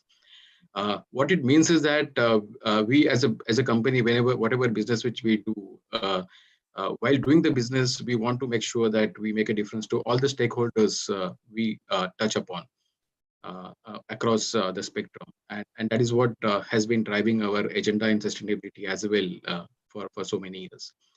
To take you for the journey, I mean, it's almost a decade now when we started focusing on this area. And in the initial first 5 years, if you look at it, we did a lot of work internally, and then from 2016 onwards, we started disclosing our work through sustainability report every year. And ever since, we have made significant strides by structured and focused efforts in this arena. Some of the areas which we are really proud of, I am personally proud of in this spectrum is on energy intensity. I think we've been able to reduce energy intensity by 32% against the baseline, and almost currently our GHG emission has gone down by 68%. Almost 84% of the energy which we consume in our manufacturing operation currently comes from a sustainable source as well. The second area which we focused upon was water. Our focus has been that whatever water which we consume for our operations, how do we ensure the conservation of equivalent or more water through multiple means and multiple tie-ups through either NGOs or the government participation or our own initiatives in the farm. And what we have been able to do is that almost 5 times of what we consume is what we conserve year after year. And this year probably we will take it to 10 times. The third area which we work upon is a farmer being our key stakeholders to work upon how do we basically make the sustainable farm practices across coconut farming. And currently we reach and service almost 200,000 acres of coconut farming by deploying a sustainable practices through our team of agronomists and agriculture scientists. The fourth one obviously is on plastic, because that is what has been the key discussion point in the country for last 1 year. And consistently, we have been able to reduce the specific plastic consumption while delivering our products to consumers. There's a lot to do, however, and we now have a 2030 plan with the set targets, which also has been disclosed to public through our integrated report published last year. And we hope to continue our journey and make sure that the space and environment around us is a better place through our actions and participation. So thank you, Anurag, once again. Thank you, Jitendra, and congratulations to you and the entire team at Marico, to Saugata, who's your managing director and CEO, to your chairman, Mr. Harsh Mariwala. Sustainability, I know, is part of the fabric at Marico, and clearly it has shown up in our study, and we and Sustain Labs Paris are delighted that you're part of BW Businessworld's India's most sustainable company rankings. I'm sure you will be a role model as an organization for other organizations to emulate what you do across your supply chain. You talked about what you do with your coconut farmers, and clearly, that augurs well, because it's a very large base of farmers. So you're able to impact their lives in a deep way. And clearly that also impacts your business in a deep way positively. So congratulations. As we move into 2021, we wish you at Marico luck, and all your partners at Marico a sustainable 2021. Yeah, thank you very much, Anurag. Thank you very much. And thank you very much, Businessworld, as well, for recognizing this efforts. Thank you and congratulations. Moving on to find out our next winner of BW India's Most Sustainable Companies of 2020. May I request to play the AV, please?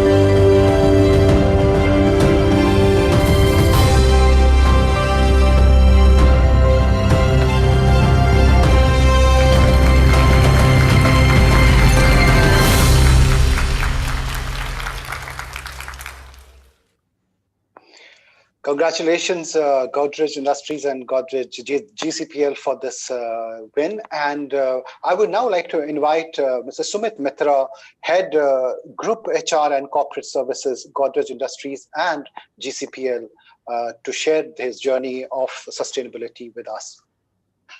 Thank you, Businessworld, and thank you, Anurag, for this recognition. I think it's indeed an honor to be on this platform, sharing and learning with everyone else. I would want to say that, over our 123 years of existence, sustainability has very much been a part of the fabric of the organization. As we have built the businesses over a period of time, I think our purpose has ingrained in the way we have looked at sustainability. And right now, even our purpose statement has it very much a part of the vision and the way we want to do business. In fact, we say that along with business, it's planet and people who are also most important for us to take a look at and consider. The current journey of sustainability started about a decade back when we did a rebranding exercise, and we put in a structure of good and green. That's our internal term, to say that how can we look at our ecosystem and work on it in a sustained manner. We had identified 3 pillars around which to work on. Pillar 1 was around employability, and we had taken a target of making youth of India employable through shared value programs. I'm very happy to report that over the decade or so, we have sort of worked with about 600,000 youth and worked on their employability around different areas. One of our flagship programs that we are very proud of is called Salonai, where we work with rural and semi-urban women and train them in the art of beauty. Because GCPL is India's largest hair care and hair color company, we use a lot of their services then to extend our distribution, and it's a win-win. And we always believe that having a shared vision and a program helps us sustain momentum as we go forward. Around the whole area of green and being sustainable, we have been working around 5 pillars. We are very happy to say that about 30% of GCPL's energy today is renewable. We have reduced our greenhouse gas emission by 37%, and we give back to the environment 3 times the water that we use. A lot of this is outside fence. We work with our partners. We work with a lot of state governments, and we believe that public-private participation is the way to scale this up. And as we go on this journey and as we learn and grow together, I would also want to sort of thank our partners at this point of time to really help us in this journey and make this possible for us to happen. Anurag talked about an interesting part on being inclusive, and inclusiveness is very much a part again of the culture that we want to drive. One of our employer brand pillars is what we call as whole self, through which we say that it's the individual that matters and not the certificates and not the disclosures there, but how do we recognize individuals to be their own in organizations and as they work. Again, over the last few years, we have made significant strides both in around gender and specifically around the rights of LGBT. Even United Nations opened their paper on gender and gender policies in with Godrej, and that has almost become a rule book for Indian organizations to look at gender inclusiveness. Our boards, and we have started with the top. A couple of our boards, including Godrej Consumer Products, are the most gender diverse boards in the country today. I want to take this opportunity to thank Businessworld once again for getting us on this journey. I think this platform where our practices are showcased not only helps us learn, but helps us spread awareness as we bring sustainability closer to business. And for us, I think this is the only way to grow. I think profits and business is important, but we must do it along with balancing people and planet as we grow. So thank you, and wishing everyone a Merry Christmas, Happy New Year, and a safe, healthy 2021. Thank you so much, Sumit. I can't let you go before I ask you one question. Clearly, when we talk of the triple bottom line, apart from profits, we talk of planet, we talk of purpose, and we talk of people. While you're representing Godrej here as a part of the senior leadership team, and clearly, people are the biggest asset. Tell us, and you talked briefly about inclusion, but tell us, as you move into 2021, what are the top 3 trends you see in terms of how businesses are reshaping themselves? What is the future of work? What is the future of workplaces? And hence, what is the different role leaders and HR enablers? And every CEO has to be a HR head, and every HR head has to be a CEO. They both have to put themselves in each other's shoes to be able to guide the organization. So, what are the top 3 trends that you see as we move into 2021, Sumit? I think the year 2020 has been a great learning for all of us. And I think it's completely reshaped the way we start thinking of organizations and organization of the future. For the top 3 trends, I think one for us, and I would talk specifically about Godrej, is number 1, empowerment, delegation is absolutely important. I think gone are the days, and we've also had flexible work policies, but we would definitely want to encourage delivery of work and not from where it is done, right? So I think work flexibility, both in terms of kind of work, how it is done, where it is done from, I think is very, very important. And along with this, leadership plays a very important role in enabling that culture. It's easier said than done, but leadership plays a very important role in doing this. The second space which I see a lot of shifts in is digital. Again, digital as a core to business and not just using, WebEx or Zoom. And we realized over the last year that a lot of things that we've always taken as holy cow had to be done in a particular way. It's definitely possible to reinvent business models. I'll give you a simple example around NPD or new product development. In our FMCG business, there is a standard new product development cycle which takes a few months. We've been able to launch products in less than a month by reinventing the cycles. Or let's take consumer connect. We always felt that market research had to be done in a particular way. I think we have been able to reach out in a digital way, in a much more effective way to understand consumers. So to me, I think digital is a very, very important piece that will change. And lastly, from a leadership perspective, the balance between empathy and execution needs to definitely come on to fore. I think the tone will be set by leaders, and for leaders to understand individuals as human beings and the strengths and the issues that they face and demand performance at the same time, balance execution, empathy, which is very difficult to do, is what I would say is the ask for leadership going ahead. Thank you so much, Sumit. Clearly, with a workforce spanning a few lakh people across the Godrej enterprises, you clearly have an idea of what it takes to shape up the workforce of future and build a more inclusive, diverse, and sustainable workforce. So we wish you luck. We wish Godrej Industries and GCPL luck in your quest to make your company more sustainable. Thank you, Congratulations. Thank you. All the best for 2021. Back to you, Rohil. Thank you. Congratulations, Mr. Mishra. And moving on. Mr. Mitra. Yes, I said Mr. Mitra. You said Mr. No, I said Mr. Unless Mitra. he's about to change his second name, then it's fine. You're an astrologer. No, I said Mr. Mitra, maybe it came across here. Okay. So congratulations. And moving on, let's see which is the next company on this list of BW Businessworld, India's most sustainable companies of 2020. Can we have the winner AV, please?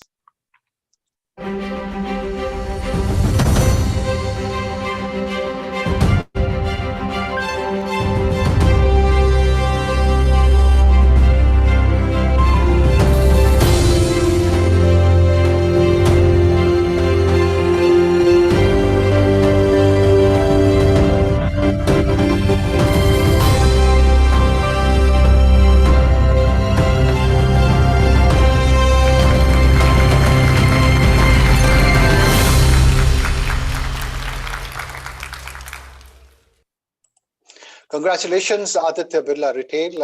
And I would like to invite now Dr. Naresh Tyagi, Chief Sustainability Officer, and Mr. Shekhar Chavan, Chief People Officer, Aditya Birla Retail, to please share the journey of sustainability at Aditya Birla Retail with us. Over to you, gentlemen.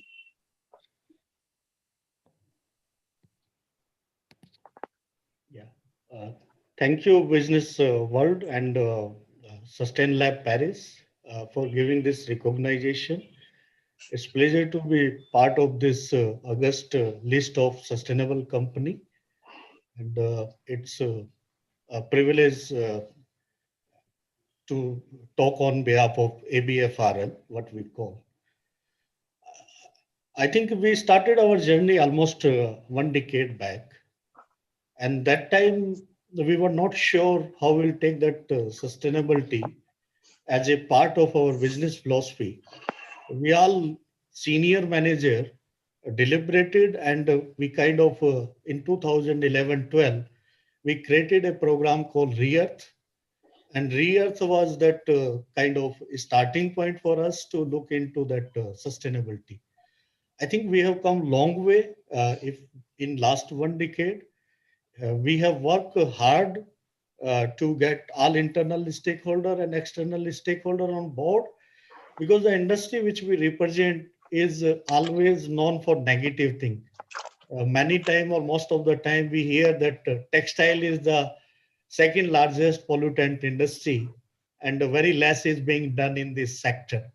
So we thought, being in India and domestic retail, how we can set the example, how we can show the path other to follow, because this industry is still mix of corporate and unorganized and organized sector. So we started with 10 mission, uh, energy, water, carbon, packaging, product, so and so. And with that clear mission target, we thought, okay, let's now take it to that whatever we can do uh, to achieve that target. For example, in energy, we set target, we want 30% reduction. We were not sure how we will do it, but I'm happy to say that we were able to achieve 33% against that 30% target. Same packaging, which is unheard and not so much common that time. We decided that we want to work on packaging. And we look into that. I think perhaps we are the first one to eliminate plastic carry bag in our retail shop. So these are that some of that early thought and uh, low hanging fruit, which we started much early in 2012-13. And in that whole journey, I think we are able to come to this level uh, because we have that belief, we have that very good value system in company, and our management support. We need to make it not only sustainability, but for us it was more ability to sustain. How we build organization which is sustainable, not for 1 decade but many decades. And that philosophy we took, and we say that it's not only that target 2020, but we need to have target 2025. We more or less all that internal target what we set, then we expand it to external target, supply chain. In our case, garment as an industry is very much unorganized sector. So how you bring that small stakeholder into that? Long journey which we have traveled, starting from early days when you have to look basic compliance to nowadays where we have that not only green channel partnership as a philosophy in our supply chain, but we are even looking that how we will further uh, take it to that entire value chain, even consumer side. Perhaps in India, we are the first one to start engaging with consumer, share happiness, where we say, you bring your old cloth and we will convert that your old cloth into fresh one, or we will give it to needy people. So with all that good participation, internal, external, and seeing that good achievement, we were able to make it happen. And again, in that lot of global platform, as an industry, perhaps we are the only company in retail sector to take India as a more sustainable company. I'm happy to tell that in Dow Jones Sustainability Index, we were rated highest in Asia and APEC for our ESG benchmark. I think all these things are motivating us, and we are able to create case other people to follow.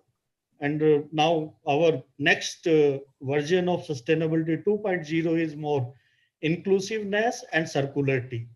We are very hopeful that with all the stakeholders and other people participating in our value chain, we'll be able to move to circularity.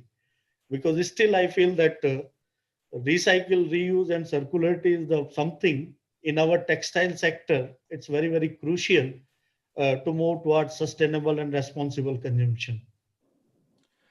Thank you so much. Just to add to what Naresh has said, first of all, thank you, Business World. Thank you, Anurag, for this outstanding recognition. I think it's a matter of great pride.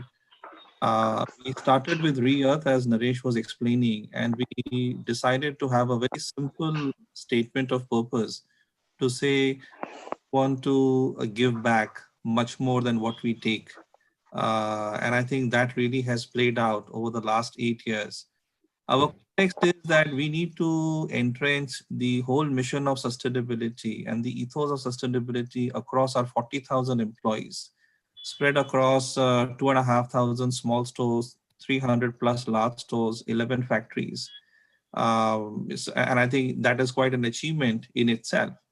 To give you an example, one of the beautiful things that we've done is this whole employee volunteering program, through which we give employees an opportunity to contribute to the larger purpose beyond their immediate work. And we have found this to have an immense benefit on the, on the status of employee health and team working and collaboration.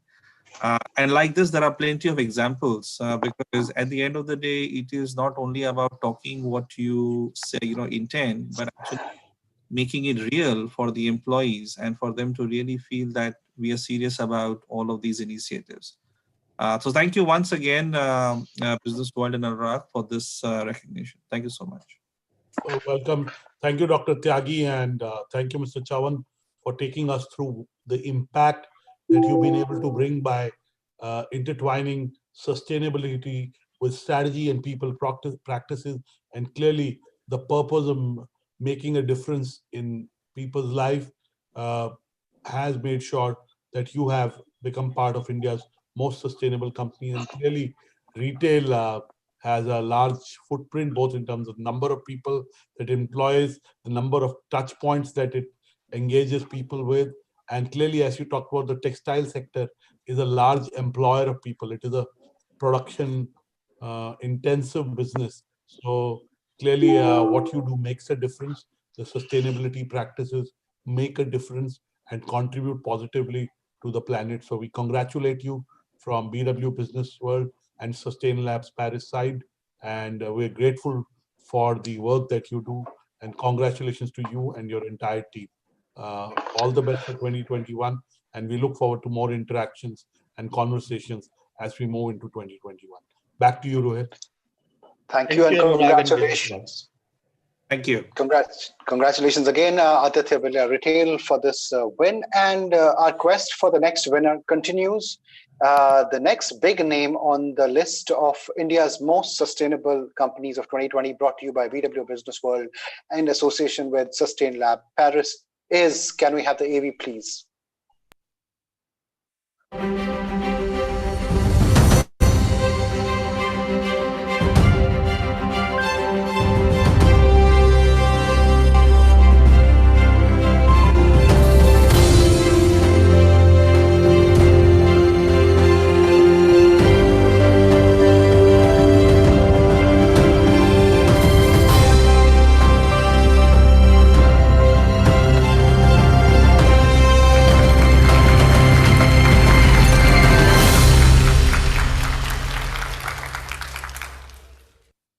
HCL Technologies, and I would now like to invite Mr. Ravi Kathuria, Global Head Corporate Affairs, Communications and Sustainability at HCL Technologies, to share the journey of sustainability at HCL Technologies. Thank you, sir, for joining us. Over to you. Thank you very much.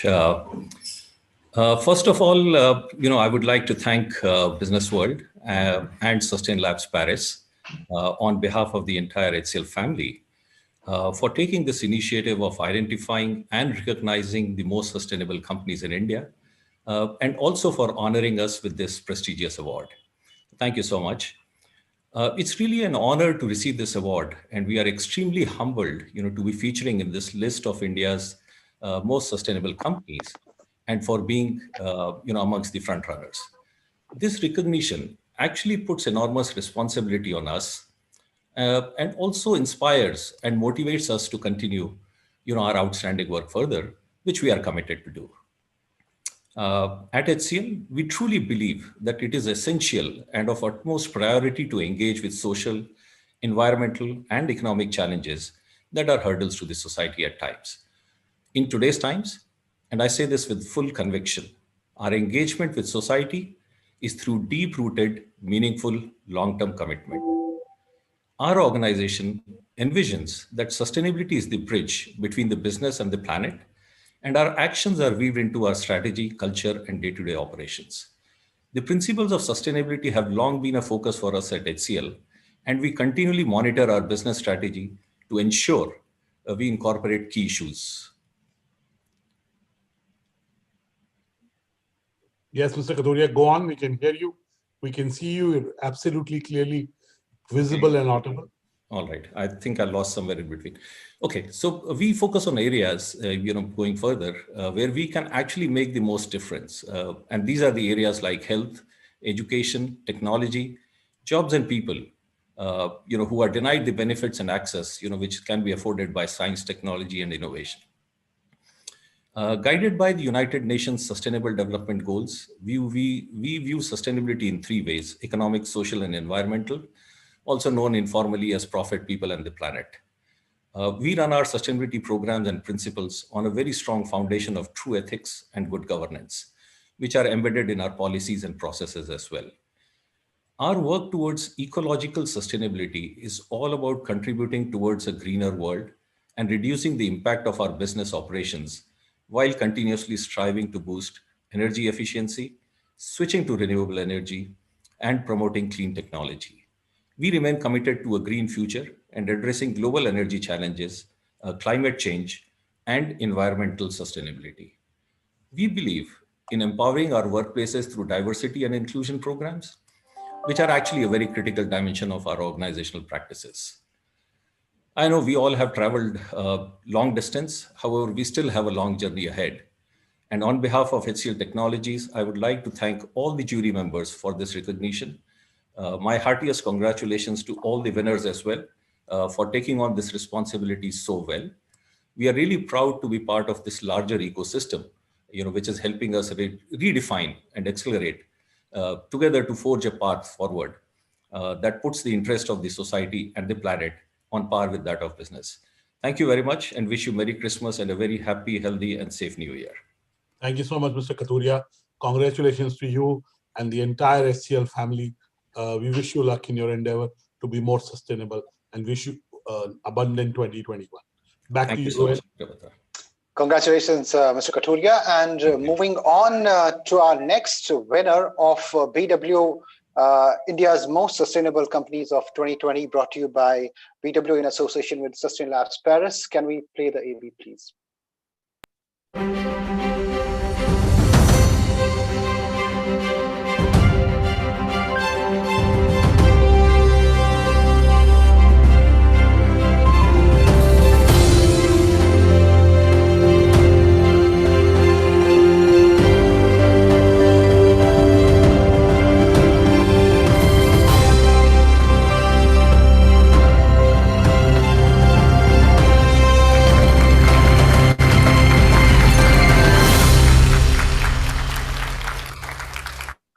Tata Motors, congratulations. And I would like to invite Mr. Ravindra Kumar, GP, President and Chief Human Resource Officer, Tata Motors, to share the journey of Tata Motors, the sustainability part of it with us. Good evening, ladies and gentlemen. It's my honor to accept this prestigious... Good evening, ladies and gentlemen. It's my honor to accept this prestigious honor on behalf of all my colleagues at Tata Motors. It is their strong commitment, passion, and ambition that makes sustainability core to what we do, how we do. be it our products or be it our processes. The Tata Group, as you are aware, has established a rich legacy of being a custodian of public good. At Tata Motors, responsibility is one of our core values. We have consciously ingrained sustainability in every aspect of our business by stretching ourselves to adopt more meaningful ways to reduce our impact on the planet while still delivering exciting products and sustainable solutions for our customers. Going beyond mere compliance, we have actively pursued the practice of continuous improvement and inclusiveness. By understanding the holistic impact of our activities, we have streamlined our operations, making them more efficient and focused on sustainability efforts towards building long-term economic viability, environment protection, and social equity. We've always been conscious of the need to conserve energy in our manufacturing plants, which leads to increased energy efficiency, reduced carbon emissions, utilizing more renewable energy, and reduction in our operational costs. Being a signatory to RE100 and committed to using 100% renewable power, we have taken several strides towards this goal by progressively increasing the proportion of renewable energy used in our operations. During the last financial year, we generated 88.71 million kilowatt hours of renewable electricity, which is over 21% of total power consumption. This contributed to avoidance of 72,000 plus metric tons of carbon dioxide equivalent. We intend to source renewable power with more rigor and as best possible to fulfill our aspirations of sourcing 100% of renewable electricity for operations by the year 2030. Very good. I just have a couple of more comments, Dr. Batra. Go on. I don't intend to interrupt. I was just acknowledging what you stated. Thank you, sir. Recently, our popular SUV Nexon became the first Indian car to be published on the prestigious International Dismantling Information System platform for end-of-life vehicles. This achievement reiterates our holistic commitment towards making the entire life cycle of a product sustainable. That is, from the development of ultra-zero emission vehicles to responsible dismantling and recycling of vehicles at the final end of their life. We understand that to realize the true essence of sustainability, it needs to be integrated not only in our own operations, but also across our value chain. We rely on a huge network of suppliers and dealers and regular engagement with them on a wide range of sustainability issues pertaining to upstream, downstream supply chain activity.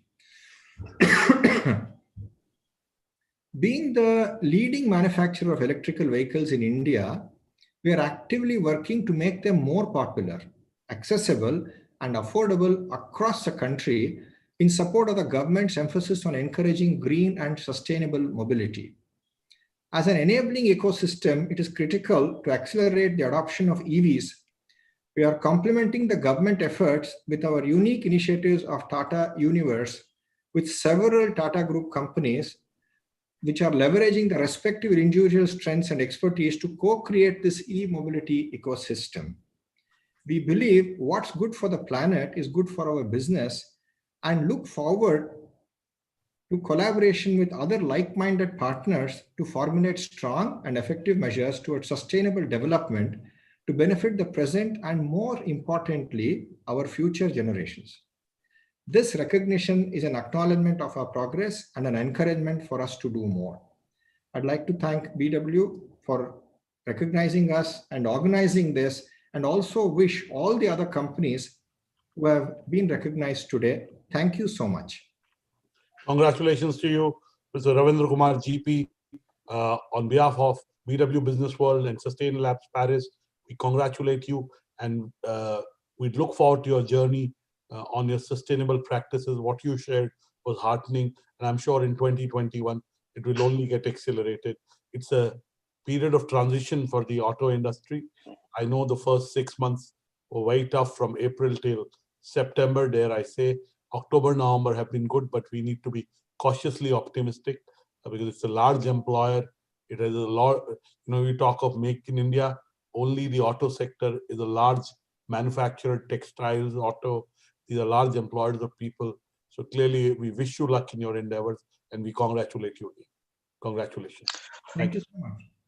Praise all. Congratulations. And finally, we are moving on to the last award of the day. And I would now like to request our team to play the AV for the company that makes it to the list of BW's India's most sustainable companies of 2020, brought to you by BW Businessworld in association with Sustain Labs Paris. Can we have the AV, please?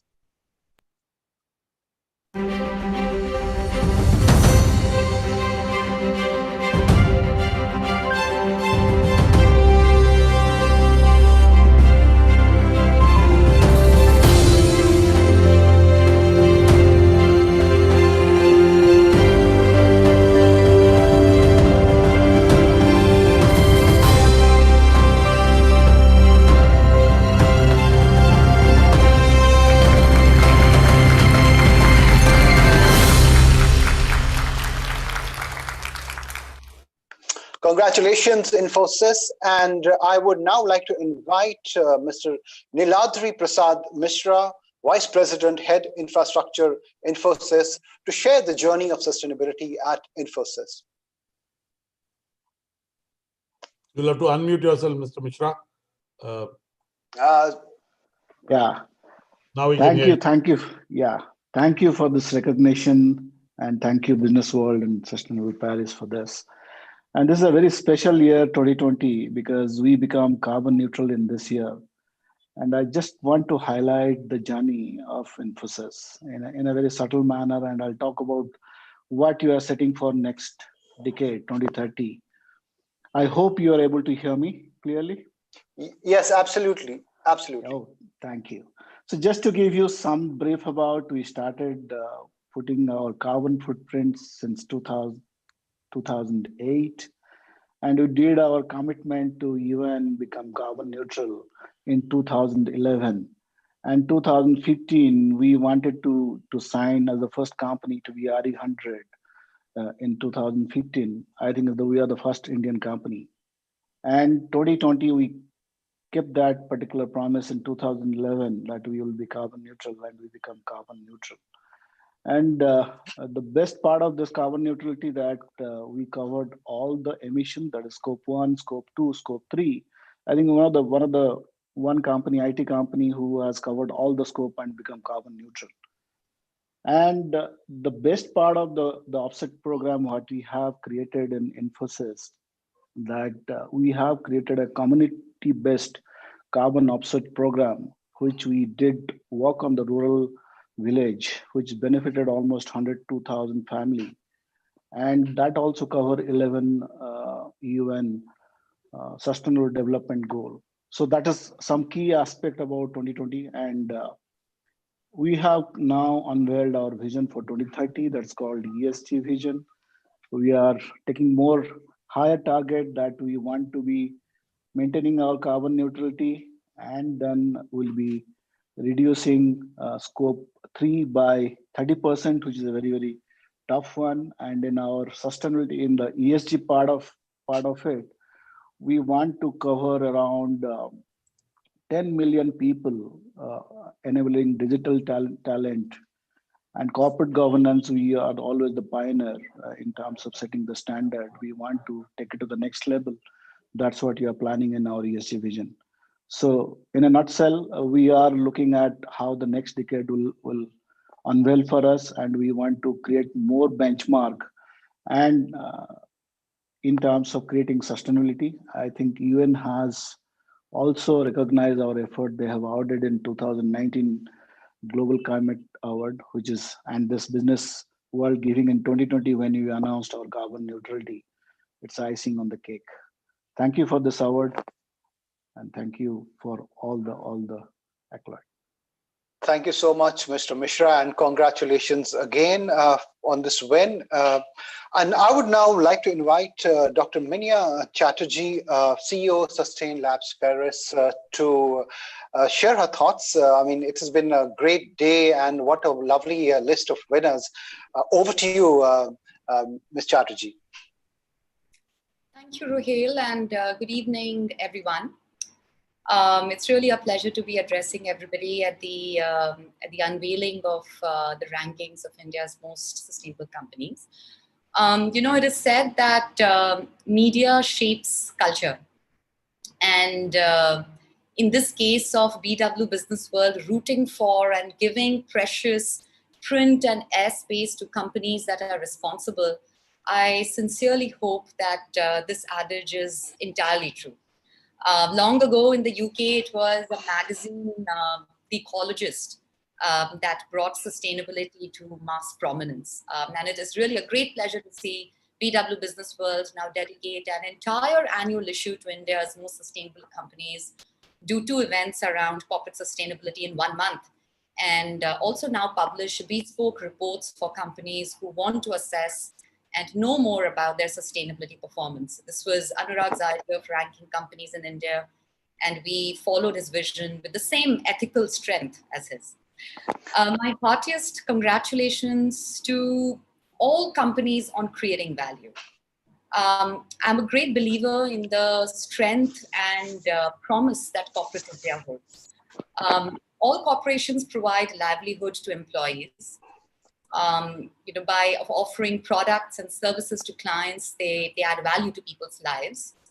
And further, if companies are mindful of and ensure the well-being of employees, of their customers, local communities, the environment, ecosystem, then there's so much that can be done. We immensely contribute this way to the betterment of society and of our world.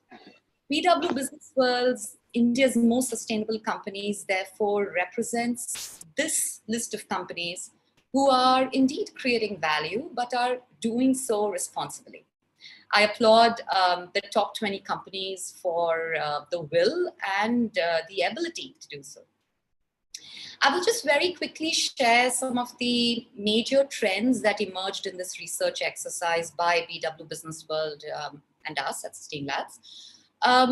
First, companies in India are beginning to take reporting on sustainability parameters seriously. India still has a long way to go, but still about 1/3 of the top 200 companies now do have business sustainability reports, and 10 years ago, there were none. Secondly, we see a trend where promoter-driven philanthropy is metamorphosing into sustainable production processes and products that help society. We have some spectacular turnaround stories in India. For example, Tata Power, who we just heard today evening, they have pledged to move to renewable sources of power by 2050. Another example, in the last 2 decades, non-cigarette businesses at ITC have grown over 25-fold and constitute about 60% of net segment revenue. So this is great. This is really great news. Thirdly, one big takeaway from the study was that this is really a start of a very important movement in corporate India. The understanding of sustainability might still be on an early stage of an upward curve. Many companies still tend to equate sustainability to only CSR and environment, whereas sustainability does permeate into all aspects of business. Another example of this is, diversity often tends to be approached as a headcount issue. How many men, how many women, how many specially able people. But there is just so much more to it by looking into access to leadership, equal pay for equal work, and so on. Or let's take climate resilience. Only a handful of companies in India are implementing plans for it. However, I do think that 2021 will be a very important year for responsible business. There will be a necessity for more resource efficiency in a post-COVID world. There will be greater need for companies to be working in partnership mode with civil society and government in a lean year of CSR. I think the pandemic would have also shown us the need to be prepared for natural disasters, also emerging of a changing climate. And several companies will undoubtedly roll up their sleeves and contribute to society for equitable distribution of the vaccine, as the government will definitely need help. So there's so much to look forward to in the next year. So on behalf of BW Businessworld and Sustain Labs, I will end by just thanking all the business leaders here today and all those who took the time to speak with us for this research. The entire research exercise was done free of any fee. There were no sponsorships, and to be fair to everybody. And most of all, I can vouch for BW Businessworld's courage for saying it how it is. Any company, big or small, was ranked as per how sustainable they were assessed to be. I truly think that this genre of ethical, courageous, and impact-oriented media needs to be applauded and supported in India as well as in the world.